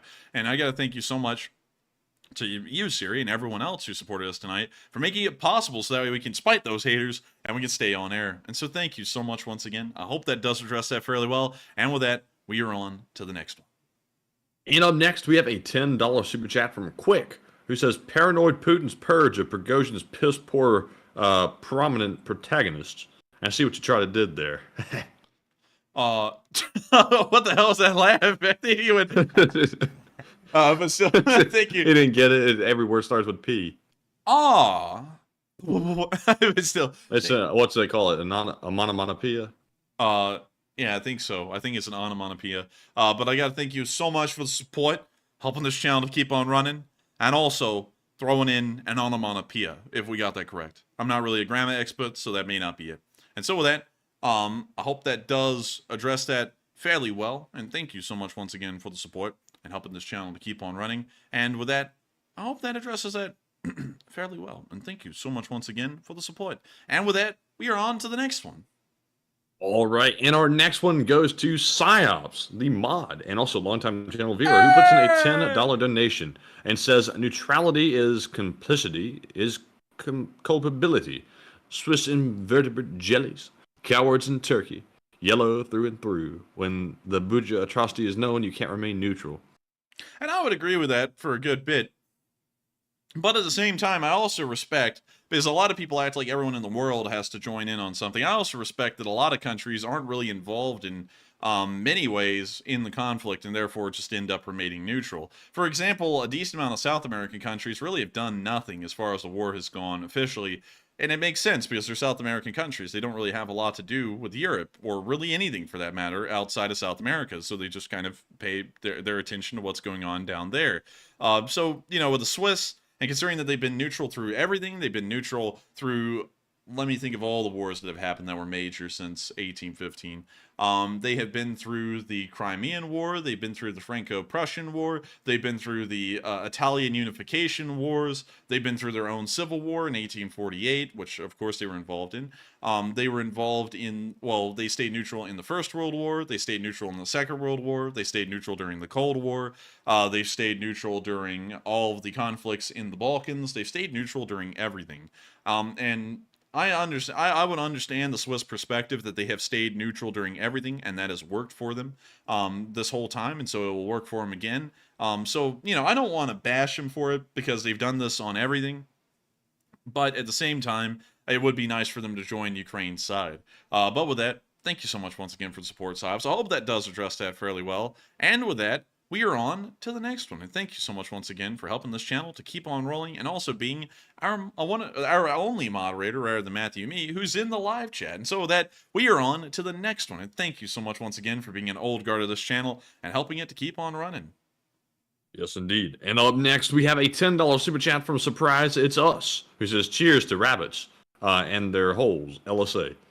And I thank you so much for the support, Surprise It's Us. And the way you read that, Matthew, made that sound kind of sus. I'm not gonna lie. Yeah, I was trying to read it off and check it at the same time, so it came across that way. But no, it was an innocent one. Man, that thing was sus. I'm not gonna lie, but still. It went boom, boom. But still, thank you so much for the support, Surprise It's Us, and enjoying this channel and enjoying the rabbit holes. We try and keep the rabbit holes a little minimal nowadays, but I'm glad to know that people do love them, because sometimes they're hilarious, like the Rhodesian armored vehicles rabbit hole, which honestly is probably one of our funniest rabbit holes that we've ever had on stream. And I got to thank you so much once again for enjoying it and supporting this channel to help us to keep the thing rolling and to help us to be able to go through silly little rabbit holes like that and get a good laugh at them. And so thank you so much once again. I hope that does address that fairly well. And with that, we are on to the next one. And the next one goes to Mr. E-Man, who puts in a 5 and says, there must be an epidemic of defenestration envy in Russia. Perhaps. I would say maybe. And so, thank you so much for the support. And perhaps there is an epidemic of that somewhere in there. Maybe so, maybe not. Who knows? But with that, I hope that does address that fairly well. Thank you so much once again. And with that, we are on to the next one. And our next one goes to Junebug72, who puts in a $5 donation and does not leave a comment. But Junebug, thank you very much for always being a longtime viewer and always supporting the channel. And Enforcer, what say you? And thank you so much, Junebug, for the support and helping the channel to keep on running. You didn't leave a comment, but the support does help us to keep this channel rolling. And I got to thank you so much for that, because folks supporting this channel is one of the integral parts of it and helping us to be able to keep this thing going. And I got to thank you so much for that, because if it wasn't for support from folks like you, this channel wouldn't be possible. And so with that, thank you so much once again. I hope that does address that fairly well. And we are on to the next one. And up next, we have a $5 super chat from Joseph M. Sika, longtime channel viewer and legend as well. He says, hey guys, they crossed the river, huh? Not too shabby, huh? I would have tried it just because it's probably the last place the Ruskies thought they'd cross. And I thank you so much for the support, Joseph. And I would agree, that is a really cool thing to know that they finally did cross the river, and they currently have a very strong foothold there. They haven't been able to be pushed out of it either. And I would say that was certainly worth a try. It appears that it's paid off for the moment, and hopefully they'll be able to exploit that even further as time goes by. And so with that, thank you so much once again, Joseph, for the support. I hope that does address that fairly well. And we are on to the next one. And the next one goes to CK Bold, who says, take a live chat question, and they put in a $5 donation. And thank you, CK Bold, as always, for that very consistent support. And we'll grab that live chat question. And it goes to Cat Chaser, who says, did Putin really go out among the common people today in Russia? I don't think so. I saw the clip. I think that may have been a body double, because his face didn't really look exactly like Putin's normal face. I don't really know how to explain it. And also, people were, like, touching him and stuff, and I have a feeling that he would probably be pretty wary about people touching him, considering that a coup just happened, and who knows, their hands may have poison on them. So with that, I hope that addresses that, in my opinion, fairly well. It may have been him, but I don't think it was. And with that, we are on to the next one. But thank you so much once again, CK Bold, for supporting this channel. You are always supporting this channel, and of course, helping us to get to a live chat. And so with that, I hope that does address that fairly well, and we are on to the next one. And the next one goes to Margaret Hemsley, who puts in a $5 donation. And thank you, Margaret, for that support. She says, you guys are getting better and better for the ammo fund. Probably buy only one bullet, though, I guess. Take a live chat question, please. I guess Margaret's trying to get us to buy 50 BMG, because I think that's about $5 around. Yeah, that's about $5 around. So I guess it's 50 BMG, or we could probably get maybe 7 5.56 rounds, maybe 8 5.45 rounds. I actually found out that 5.45 at the moment is cheaper than 5.56 is. You know, just in case anyone was interested. That's weird. Yeah, that's weird. I don't know why I know that information, but it's still interesting nonetheless. But still, I gotta thank you so much for the support, Margaret, and helping us to get a couple of bullets. Maybe we'll start to make gun review videos in the future. Who knows? We've been talking about that in the background a little bit. We're thinking about possibly making a second channel, so that way we can make gun review videos on that one specifically, and then still use the main channel to cover Ukraine war news and maybe even other kinds of news whenever it comes around again. And so with that, thank you so much once again for support, Margaret. I hope that does address that fairly well. And Matthew, did she want a live chat? Yes, and the live chat question goes to Minuteman, who says, is it possible that Russia has pulled back some of the heavier equipment in preparation for retreats or because of the attempted coup? That's a good question. Could you reread it, please, Chauncey? Yes, let me get back up there to it in just a second. Let's see here. It was from Minuteman, who says, is it possible that Russia has pulled back some of the heavier equipment in preparation for retreats or because of the attempted coup?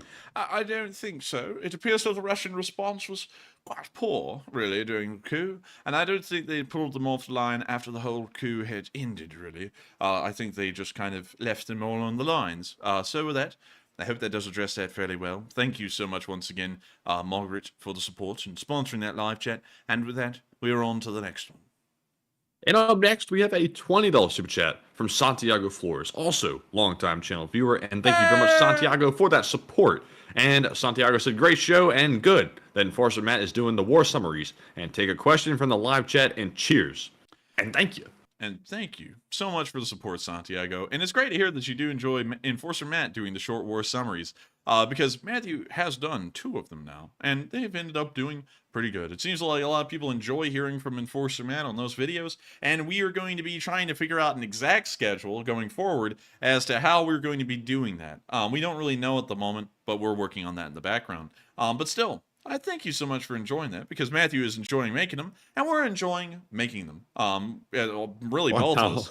We're really both enjoying making them, really, not just Matthew, I am too. And it seems like loads of y'all are really enjoying those summaries and really enjoying the news we're putting out in them. And so, thank you so much for enjoying the show tonight, Santiago, and thank you for enjoying Enforcer Matt's war summaries. And we will make sure to take a question from that live chat, that good old live chat. And so with that, what do we got, Matthew?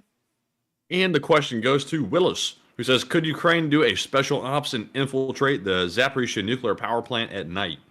They possibly could. But the force that would do that would probably be so small, it could only be a harassing force. It couldn't really be one to hold the power plant, and that could end up becoming an issue because the Russians may end up trying to blow up the power plant because a harassing force has made it across the now empty reservoir, and they're now starting to attack Russian forces on the perimeter of the plant. So with that, I hope that answers that at least the best I can. And thank you so much once again, Santiago, for sponsoring a live chat, which was an incredibly kind tradition that was started by none other than Tangan, which we have not seen around here for a little while. But with that, we are on to the next one. All right, and up next we have a $5 super chat from Dark Warrior 137, who says, if E in Morse code is just a dot, is the Japanese flag ironic, considering it's the big E?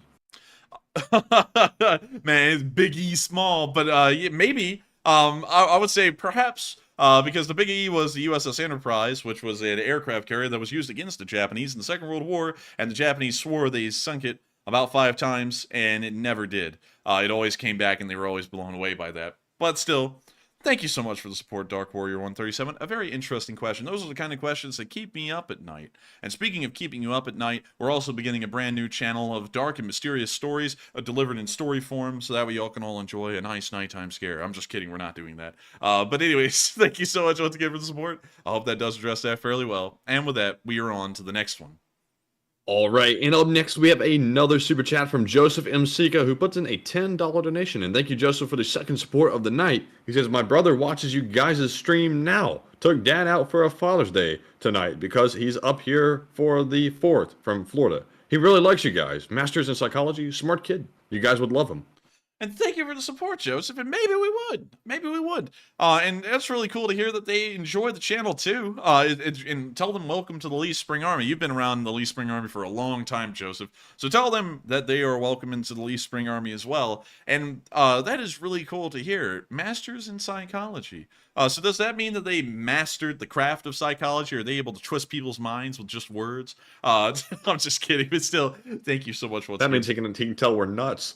You can tell we're absolutely psycho. You know, Matthew, it's about to be like American Psycho with the little card scene. You know, the one I'm talking about, Matthew, where he goes, the laminated texture, the text font. Yeah. You know, his dad's like, I'll need to see these two up close to tell exactly what's wrong with these. He gets up close, so we talk to him a little bit, and he goes, they're mental. But anyway, I don't think there's anything in the book about this one. Let's see. It appears we're going to have to call this enforcer syndrome. This is brand new.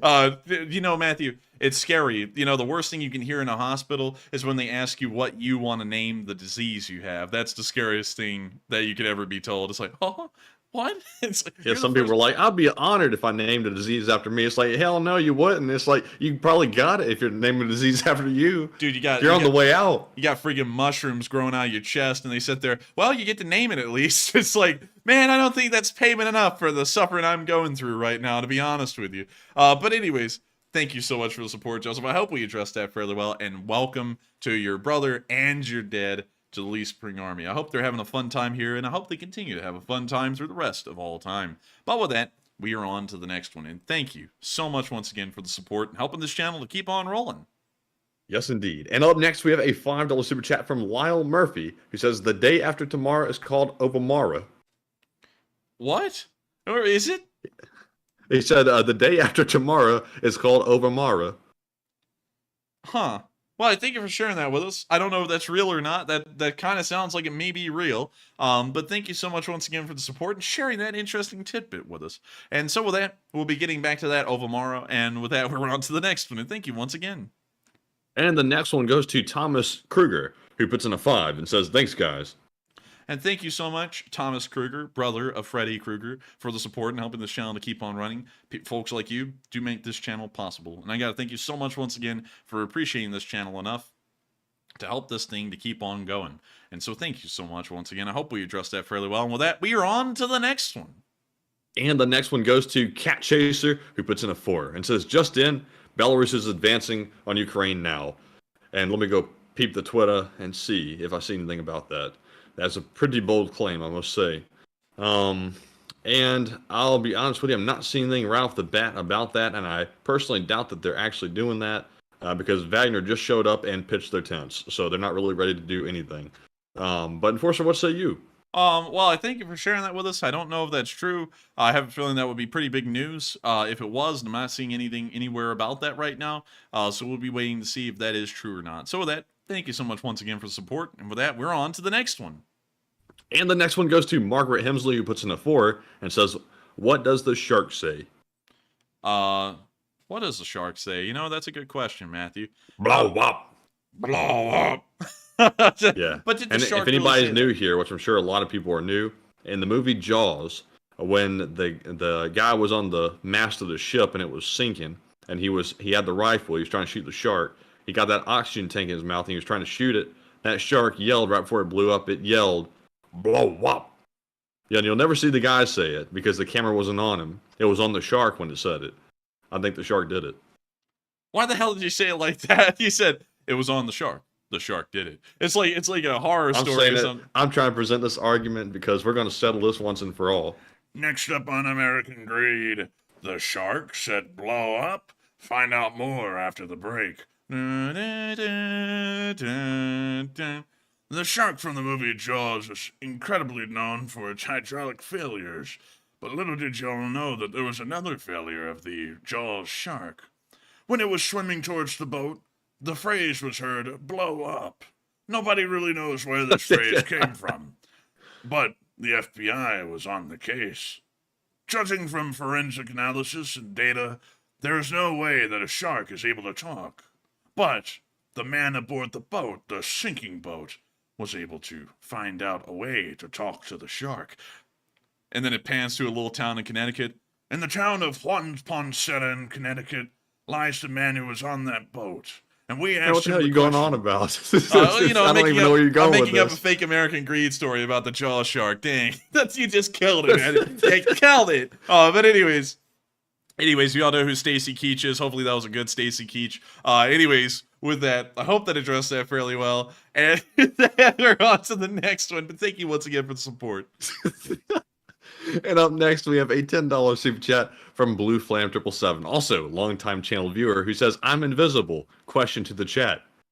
What? You know you're not. No, you're not, Blue Flame. You're not invisible. You're here. I can see you. I think you're in the walls. But still, Thank you so much for the support, Blue Flam. Comment down here. You're not invisible, but we will make sure to send that question to the chat. And thank you so much once again, Blue Flam, for the support and helping this channel to keep on running. And with that, we are on to the next one. And the question from the chat goes to Roy Hughes, who says, doesn't the Russian Purge remind you of the German Purge after failed killing attempt of Hitler, Valkyrie? Kind of. It kind of reminds me of the Great Purge, though, in the 30s, where Stalin got paranoid. Well, actually, Stalin really had no... Yeah, it's more so like the German one, where the assassination attempt failed and then people ended up getting killed because of it. I would say, yeah, I would agree with you completely. That's probably a better example, a better comparison than the Great Purge in Russia, well, in the Soviet Union in the 30s. And so with that, thank you so much once again for the support. Pretty interesting suggestion right there. And with that, we are on to the next one. Thank you so much once again. And we have a $3 super chat from Randy Tosto, who says, Russia were sent some horses. Did they just eat them? I think they did. I think they ended up becoming tasty period burgers. And so with that, thank you so much for the support. I hope that answers that fairly well. And with that, we are on to the next one. They said, Peter, the horse is here. I said, oh, good, it's dinner. Dude, the trailer opens up and you see the horses in the trailer and you just hear, Peter, the horse is here. And then it's the manager of a butcher's. He's saying there, oh, bring him in, Bliat. But anyways, with that, we're on to the next one. And the next one goes to Dupper Bob, who puts in a 2 and does not leave a comment. And excuse the voice crack there. And thank you, Dupper, very much for our support. And we also have a 2 from Russ Rizzo, who puts in a 2 as well, and says, I say we boycott yodeling until the Swiss cave. Man, that's a pretty strong thing to do. Boycotting yodeling. I know a lot of people who yodel. I know people who made livings on yodeling, like that kid in the Walmart who went, I don't know what to do, and then he got on the Ellen show. Oh my God! Don't return to that again, please. I forgot all about that. Oh my God, I just remember that. I remember that poor kid. I feel so sorry for him. But I remember his parents were like forcing him to go out there to like try to make money off of him or something, weren't they? Or is that a different kid? No, I think it was that kid. But he's sitting there in that Walmart aisle, sitting there. I don't do so. Oh my Lord! And I don't know where that kid went. God bless the kid. But that was something. You know, that kid makes a living on that stuff. I have a feeling you wouldn't appreciate the boycott, but you know, sometimes you gotta do what you gotta do. So you know, we'll see. Also, Dingbat YouTube said the enforcers are tall. Yeah, actually, you're right. I think we're both 6'1" and 6'2", so we are on the higher end. But anyways, with that, thank you for the support. I hope that addressed that fairly well about the yodeling. And with that, we are on to the next one. And up next, we have a $5 super chat from Nasty Clark. He says, on the second day of watching, Enforcer gave to me an enjoyable listening at night work. And thank you so much, Nasty Clark, for the support. You are, and if I'm correct, the Estonian viewer, one of our Estonian viewers. And I got to thank you so much once again for the support, Nasty Clark, and enjoying the second night of being on the show. I'm so sorry that you had to go through the yodeling thing. I got to be honest, I'm not a fan of yodeling. Andrew said it's breaking my ears. I would agree. I'm sorry. But still, I hope you've been enjoying the stream so far tonight. And so with that, thank you so much once again. I hope I addressed that fairly well. And with that, we are on to the next one. And up next, we have a $2 super chat from Dark Warrior 137, who says, what do Springs and Russia's have in common? They leave. Ooh, that's a good one. Oh. Oh, man. But still, support and a pretty interesting line there. And with that, I hope that does address that fairly well. Thank you so much once again. And we are on to the next one. And we are moving on to our live chat questions. And of course, up first, we have to address the Morse code decoders of the stream. Tonight, it was Cliff Simonson, Mark Hodges, Cife, Earl Bernew, and Paul Schultz. They said tonight's Morse code cipher, the Purge has begun in Russia. Doo-doo. No one will be safe now. Glory to Ukraine. Long live the LSA. That's the sound of money. While I almost cough in the middle of the beginning of that line, and y'all got the Morse code message correct. It's absolutely amazing to know that y'all been able to do that for 490 days at this point. I'm completely blown away. Y'all got it right again. And so with that, thank y'all for doing that. Y'all blow away the Lee Spring Army with the amazing skill and dexterity y'all have to decipher those messages each and every night. And with that, we are on to the next one. And Dark Warrior 137 said, "My jokes get no respect around here." I thought it was good. I thought it was funny, actually. Man, I thought it was a good. good one. Oh man, I'm The telling leaf. you. But anyways, moving on to our live chat question, we have one from Suzanne B, who says, "What happened to the Russian troops supporting Ukraine that were heading north of the border in Russia?" What happened? Wait, reread that one again. What happened to the Russian troops supporting Ukraine that were heading north of the border in Russia? From what we understand, they're still in Shevakino right now. But there's not really a lot of news coming out about them. So that's really all we understand at the moment, but we don't really know a lot beyond that. So with that, I hope that answers that fairly well, and we are on to the next one. All right, and up next we have another super chat. This one is from Willness, LSA, SA. What's the SA stand for, by the way? And they put in a 10 euro super chat, I think. And thank you very much for the support. And they said, "Hi, enforcers. More than a year ago, I asked you how to remove Putin. Same question again. Thank you so much for the hard work, and long live the LSA." And long live the Lee Spring Army. And thank you so much for the support and helping this channel to keep on running. And let's see here. I asked you how to remove Putin. Same question again. Well, I would say a coup would probably be the best way to remove him, because it appears that it was almost successful this last time. If they had just carried through with it, I think they would have succeeded. So I would have to say, based off of field experience, coups would probably be the best way to get him gone at this point. And so with that, I thank you so much for the support, Willness, LSA, SA, and helping this channel keep on running, because folks like you make it possible. You help us to keep the lights on. You help us to eat. You help us to sleep. You help us to go to school. You help us to get gas for our cars. Help us to have pizza, coffee, and other kinds of luxury items. Usually we just, usually we persist on bread and crackers, and also water. So, anything beyond that, that's a luxury. And I gotta thank you so much for the support, Willness, because you make it possible for us to get off of this bread and water diet, and to be able to enjoy the finer things in life, like cheese and tomato sauce on bread with some small pieces of sausage on it, and also other amazing things like bitter water that is brown in color and makes you very excitable for the next few hours. Without support like that, Willness, we wouldn't be able to do those things. And I gotta thank you so much for that, because you make it possible for us to be able to do this as a job. And if it wasn't for folks like you, we wouldn't be able to do this. And I gotta thank you so much once again for the support, and I hope I answer your question fairly well. And so with that, we are on to the next one, and thank you so much once again. Yes, indeed. And up next, we have a $5 super chat from Danny Coco, who says, "The Darwin Award goes to anyone who believes that Wagner soldiers are safe from Putin's wrath. Ain't no way he'll forgive them, Prigozhin included. Thoughts?" I would agree. Prigozhin's going to die. Maybe other people will live, but Prigozhin will certainly die. It'll be months from now. It won't be immediately, but he is on the hit list at this point. And so with that, thank you so much once again for the support. I hope that does address that fairly well, and I'd have to agree with you wholeheartedly there, because that is certainly the case. And with that, we are on to the next one. And up next, we have a $20 super chat from Trister1, who gives us Five Guys. And thank you very much, Trister1. And we're eating good in the neighborhood. Enforcer, what say you? I gotta thank you, Trista, for the support. You're helping us to get Five Guys, burgers and fries, and I gotta thank you for that. Five Guys is a treat, a real treat, a delicacy even.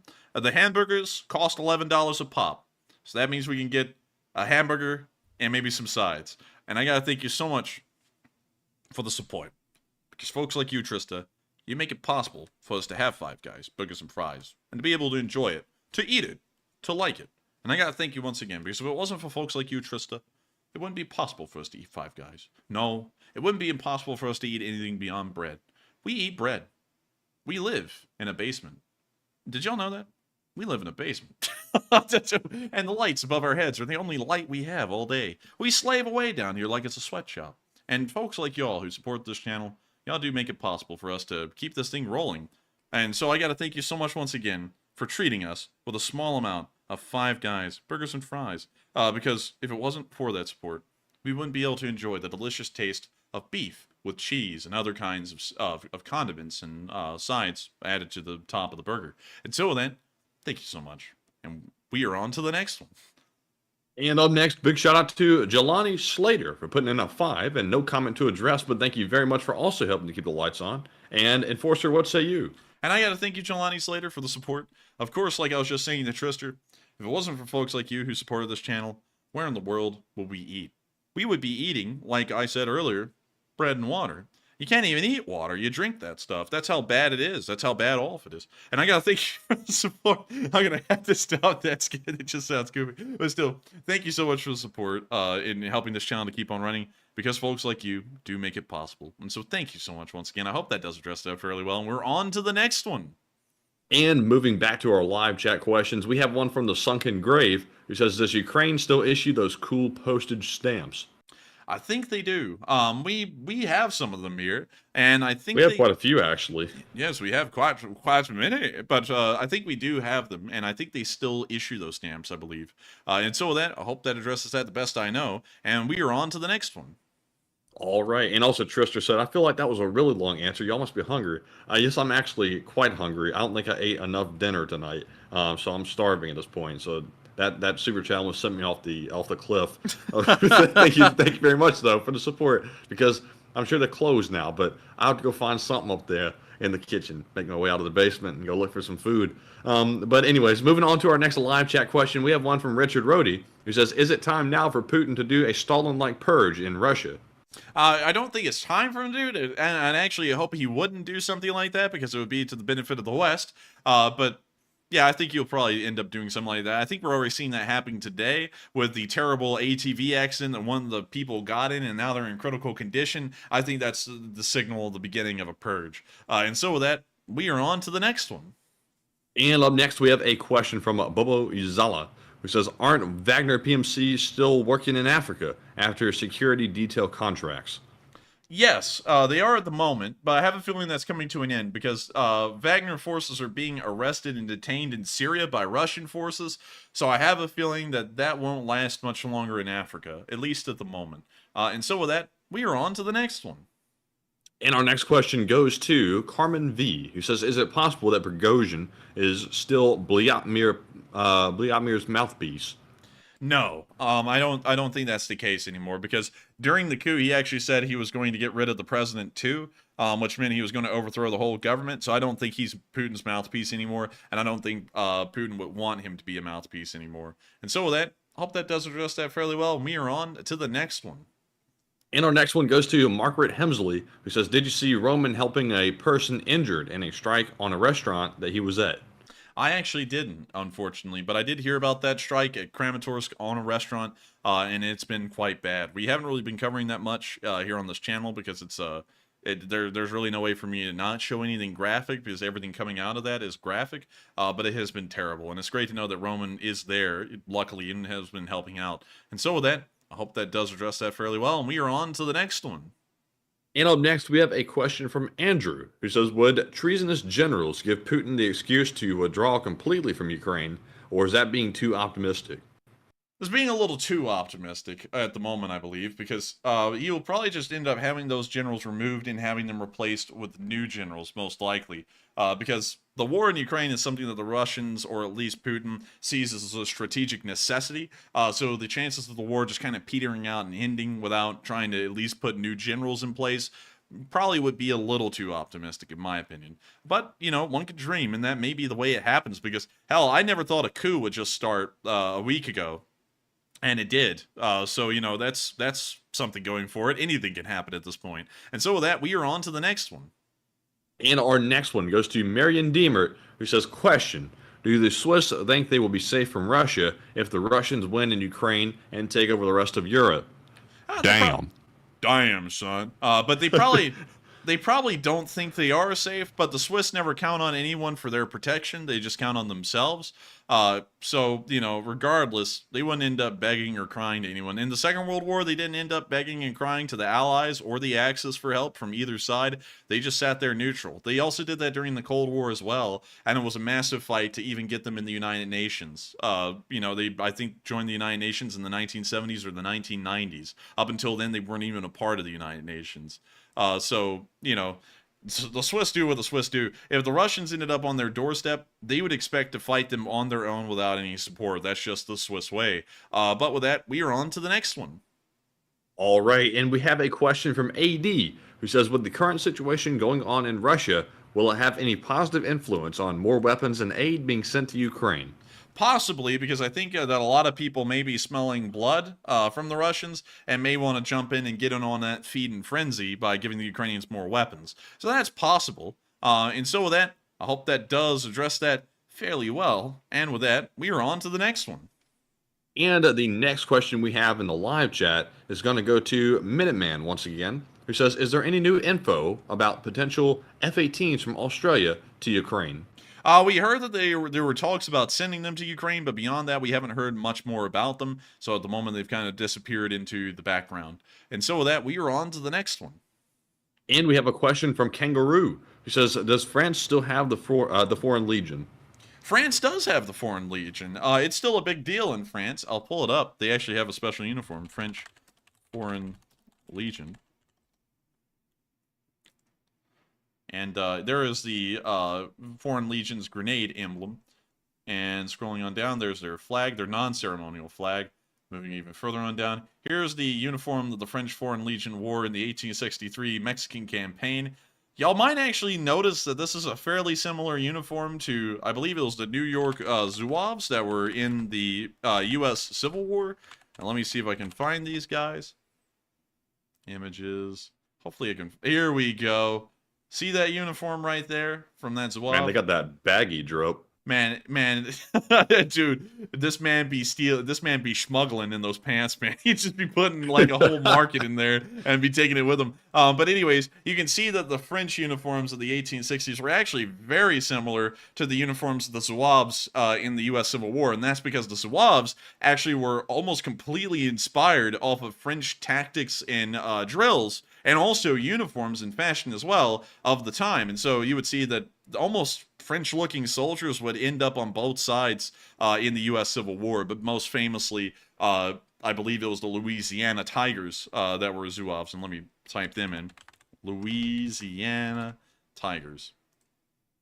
And here's the Louisiana Tigers uniforms of the Zouaves. These were actually Confederate forces, but they also practiced French drill, wore French uniforms, and the like. But anyways, moving on from that, because that's just a cool side note, and moving even further on down, we'll get to the modern French Foreign Legion. You can see that the Foreign Legion has loads of history. So, here we are in le présent day. Well, kind of. Did someone just call... Oh, no. Did someone just call them a juggalo? They're not freaking juggalos. Get the hell out of here. Let's see here. Let me scroll on down. Here's all of the flags and so on. I'm just trying to find some good pictures. So, this is a bugler in the French Foreign Legion right there at the Bastille Day military parade. But they still do exist in the modern day. Here's some pioneers from the 1st Foreign Regiment, once again a part of the Foreign Legion. But a really cool history and a really just a really cool unit altogether. But anyways, with that, I hope I addressed that fairly well. And also, there is the white kepi. Look at that. The kepi. Oh, look at that. Look at that. Look at that. It's like a chef's hat. What anyone can cook. Greases a trench of Russian soldiers. Oh, man. Anybody can if you got a rat pulling your hair. Man, dude, the French Foreign Legion sits there with a flamethrower coming up to a bunker. Anyone can cook. Whoosh. It just flames a bunker or something. Anyways, with that, having enough fun with the French Foreign Legion. Oh, wait a minute, look. They use HK-416s, Matthew. Oh, wow. I like that. Yeah, you like that one, That's the military version of the MR-556, which I've been looking at. Very nice, very heavy 5.56 rifle. The MR-762 though, that's the one, but it's crazy expensive. It's like I think $4,000 for just the rifle. But you know, man, HK and FN is overpriced, bigger than hell because they have government contracts. But the guns are very nice. They are quite nice. I'll say that for sure. But I can never justify the price. Also, Matthew, I'm just wondering, why in the world did the French Foreign Legion not use AKs? I thought the AKs were the best gun on Earth. Well, no. Matthew doesn't even have the joke. He just goes, no, man. And it's like, okay, all right. Well, I had to resort back to that Southernisms for that one. We sit here and we sound so non-Southern, except for when we say y'all. And then right there, you just went, no, man. Sounds like I pulled over to Texaco. I said, hey, fill her up, buddy. Well, yeah, you went, no, man. I don't get paid to do that. But anyways, with that, we are on to the next one. All right, and up next we have a $5 super chat from Danny Coco, who says prior to Kursk tank offensive 1943, Soviets would wait out German attacks to allow them to wear themselves out. Are orcs using that old strategy right now? Not really. From what we saw, the Ukrainians actually waited for the Russians to wear themselves out in Bakhmut, and then they began their offensives after the Battle of Bakhmut largely ended. So it's actually the Ukrainians that are largely using that tactic against the Russians, rather than the Russians using that against the Ukrainians, at least based off of the timeline that we've seen so far. And so with that, I thank you so much once again for support, Danny Coco, and I hope that does address that fairly well. And with that, we are on to the next one. All right, moving back to our live chat questions, we have one from Avari Mendebrandes, who says, if Switzerland backs Ukraine and Russia gets miffed, where do you think Russia would move their monetary assets that are located in Switzerland? Maybe the Cayman Islands. That's the second best place to go. I was about to say that the Cayman Islands. It could always go to the Cayman Islands, right here. You know what's crazy about the Cayman Islands is it's not even really a chain of islands. More so than it is like almost reefs nearly, and then just one island. Oh, you see an island? I see a bank. Man, you know, when some people talk about the Cayman, some people see an island. I see a car. Isn't there a Cayman car out there? What do you mean? Isn't there a Cayman car? Oh yeah, there's a Porsche. Okay. 17 Cayman. Okay, Matthew Wonderwood. What the hell are you going? Oh, that was so it caught me off guard. Oh man, I didn't know what you meant. I get no respect around here. I try and line up a choke. Matthew leaves me hanging. Oh man, swinging from a tree. Oh man, terrible. But anyways, yes, they could move the money to the Cayman Islands most likely. But who knows? Because I think the Cayman Islands are Western aligned. So with that, we are on to the next one. And our next one, goes to Dan B, who says, guys, do you think this was a plan between Prigozhin and Putin to weed out traitors in Putin's circle? Arresting 2 top men in the defense ministry the same day Prigozhin come to Moscow is weird. Nah, they're not weeding out weakens. They're weeding out the people who ended up nearly turning over the Russian government to the Wagner. That's what they're doing. And also, they ended up killing loads of Russian aviators as well. So that's a way to kill off some of your most loyal aviators is with a fake coup. So I'd have a feeling that this thing's legit. This wasn't any kind of advanced scheme or plan. It would give the Russians really honestly too much credit. It's pretty straightforward. It was an attempted coup. It failed. And now Prigozhin is trying to negotiate most likely for his family's release or something similar. And so with that, we are on to the next one. And we have another super chat. A lot of people were asking about this person and where they were, and they popped up. Slava Free Something, who now calls themselves Slava Free Something, put in a $2 donation. And thank you very much for that support. And they said, I am okay. My brother and I am in Belgorod now. Hey, that's pretty cool. In Belgrade, you say, near the RLA. Well,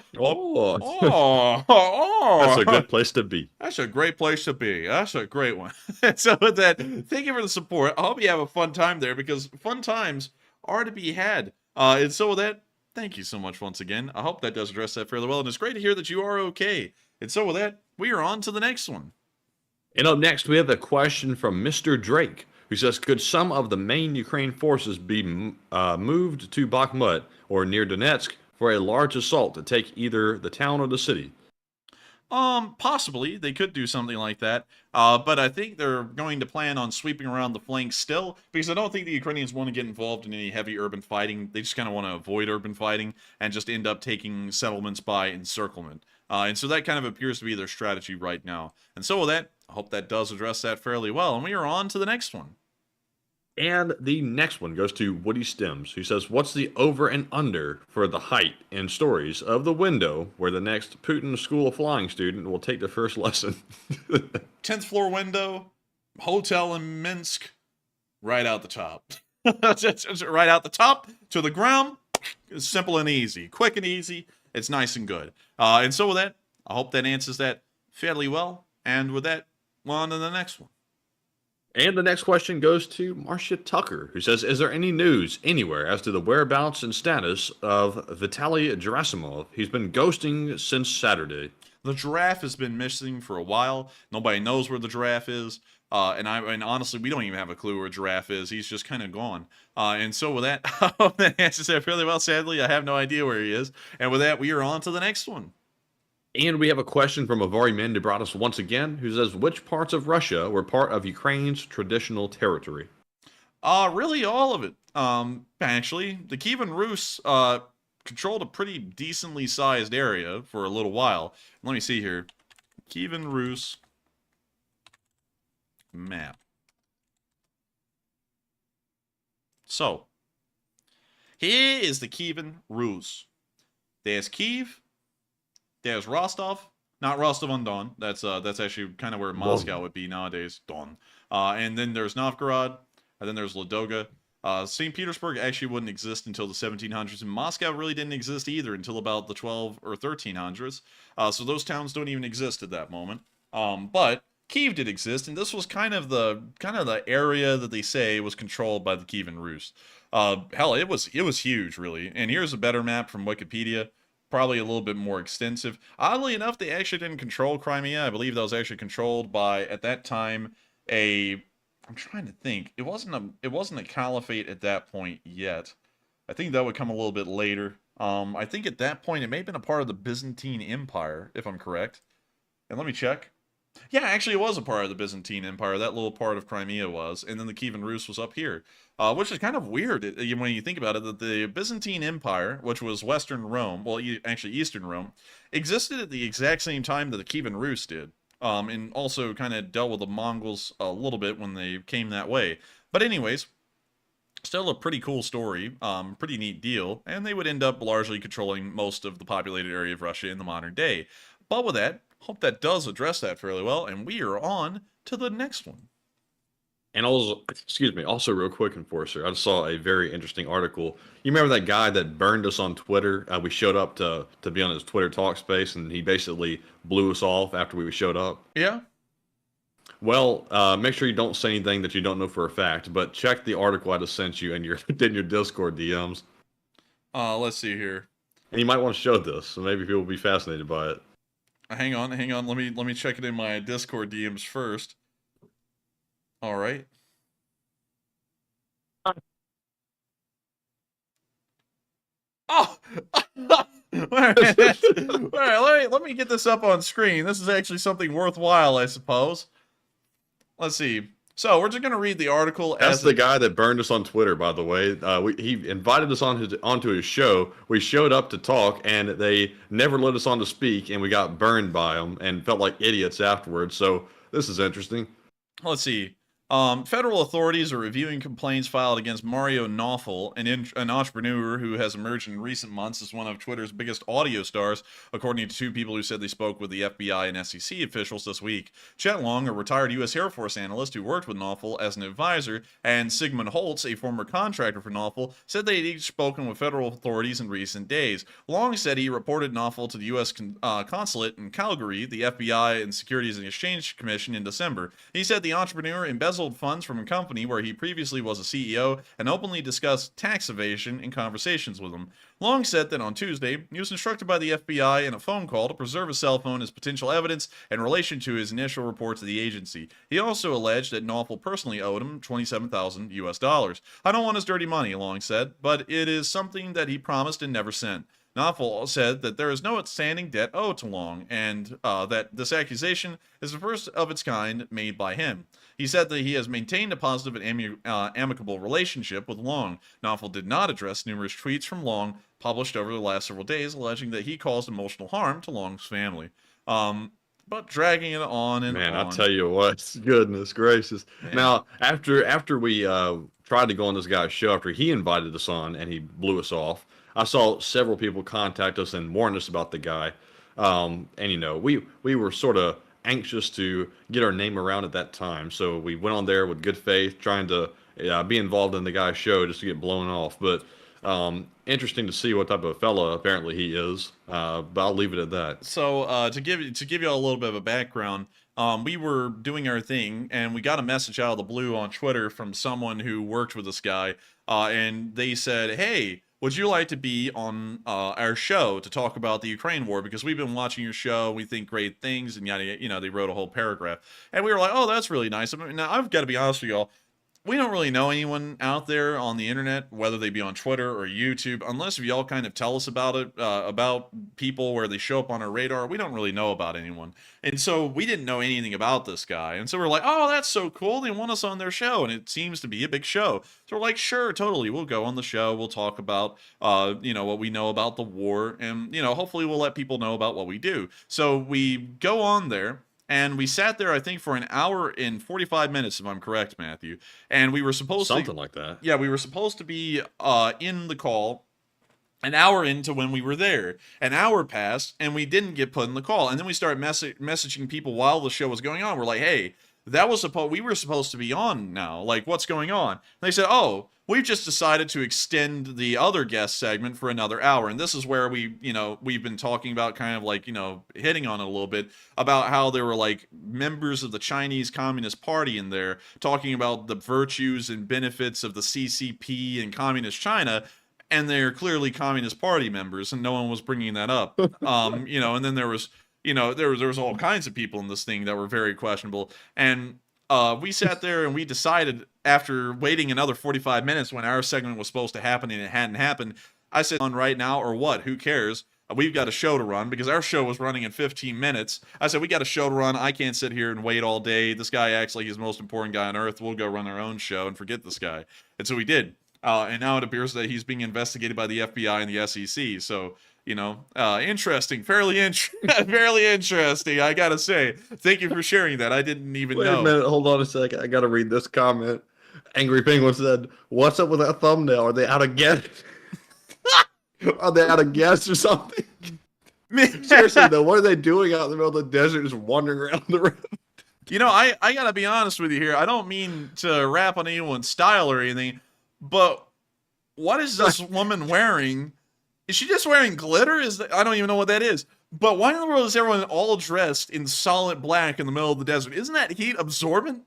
Like, wouldn't that make What you are they even doing? hot? Seriously, though, they're standing in the middle of a road in the middle of the desert, blocking the road, just looking at each other. Yeah, I don't know what this is. I gotta be honest with you. Let's see. CEO of International Blockchain Consulting has attracted. And also, what the hell are up with these shoes? Are these just like house slippers with glitter on them? I don't even know. That dude's hairline, though, he looks like he's drawn on with like a Sharpie. Dude, I honestly feel like this is about to be a Hunger Games episode here with the way these people are dressed. They're from District 1 in the Hunger Games. Oh my goodness. We were kind of lucky, apparently, that we ended up not talking on that show. Because, man, I mean, if he's being investigated for this guy, of course he's not guilty of it. He's just being investigated for it. But that's still nothing that you want to even get close to being investigated for. So... yeah, we're kind of lucky we weren't on that show, I guess. We're just kind of lucky we showed up in the audience. And also another thing that kind of threw up a big red flag for us, nothing against this guy, but, we generally try and avoid the category that this guy's in. A YouTuber called Keemstar showed up, and he was in line to get in the room and talk. And we didn't know if he was going to be in our segment or what. Nothing wrong with the guy. If you enjoy his content, you enjoy it, and there is some merits to be had for that kind of content. But it's not what we do. It doesn't really work with anything we do at all. And I was sitting there looking at the room, and Matthew was working on his computer to do some stuff. And I said, Matthew, Keemstar just showed up, and he went, "What?" I was like, "Yeah." I was like, "This is happening." And then he left. But yeah, it was weird. But anyways, moving off of that, just as a side note, and we're on to the next one. All right, and with that being said, we have 2 questions left in the spreadsheet, and our next one goes to Barry Badrinth, who says, how accurate are those S-8 unguided rockets fired from Su-25s? I see them used a lot, but they don't seem accurate for the risk. What say you? They're somewhat inaccurate if they're fired at range. They end up just blanketing a grid zone nearly. But if they're fired directly looking at a target, they're not that inaccurate. They actually end up getting in a fairly decent cone around the target. But the range they're being fired at from these Su-25s, they largely end up being somewhat inaccurate, but they still blanket an area, they still suppress it, and there's still the chance that it does hit its target. So it is kind of worth it a little bit for both sides to do it. And so with that, I hope that does address that fairly well. And we are on to the third to last question of the night. Well, this is actually the last question of the night because I'm out of questions except for one more. Oh, that's wait, except for one more? Well, this is the one. Oh, okay. I thought you meant after this one there was another. All right. So we are now on to the final question of the night. And so, who is the lucky last person to throw in the lucky last question of the night? All right, and that viewer is Richard Parnell, who says, I know that the UAF has been supplied bridging equipment. Do you know what and how far they can expand to? We know that the Ukrainians possibly can actually cross the Dnipro River in the Kherson area and make a floating bridge here, which is a big deal. You know, it just put together the pieces. I'm not saying that aloud, but put together the pieces. That's a massive deal. And we think they could probably cross the Dnipro River with the bridge segments that they have. And they have plenty more than that as well. And so they could cross really anything in Ukraine. If you can cross the Dnipro River or the Dnipro River, you can cross anything in Ukraine. So anything in their way, they can cross it at this point. And so with that, I hope that does address that question fairly well, and it is time for us to round out tonight's stream. I thank you all so much once again for watching, and there are still 4,300 of y'all that are here watching right now. And if y'all did enjoy this, stream and y'all are new, make sure to subscribe, because we run this stream every single day of the week, 6 days a week at 10 p.m. Eastern Time, covering the past 24 hours of the news of the war in Ukraine, and you can always count on us to be here covering that news. I thank you all so much once again for watching. I hope y'all have a great night, stay safe, good luck, take care, and Slava Ukraini, and long live the Lee Spring Army. And good night, LSA. We'll see you all tomorrow, and peep the Twitter, and Slava Ukraine. Yes. The Lee Spring Army sends its regards.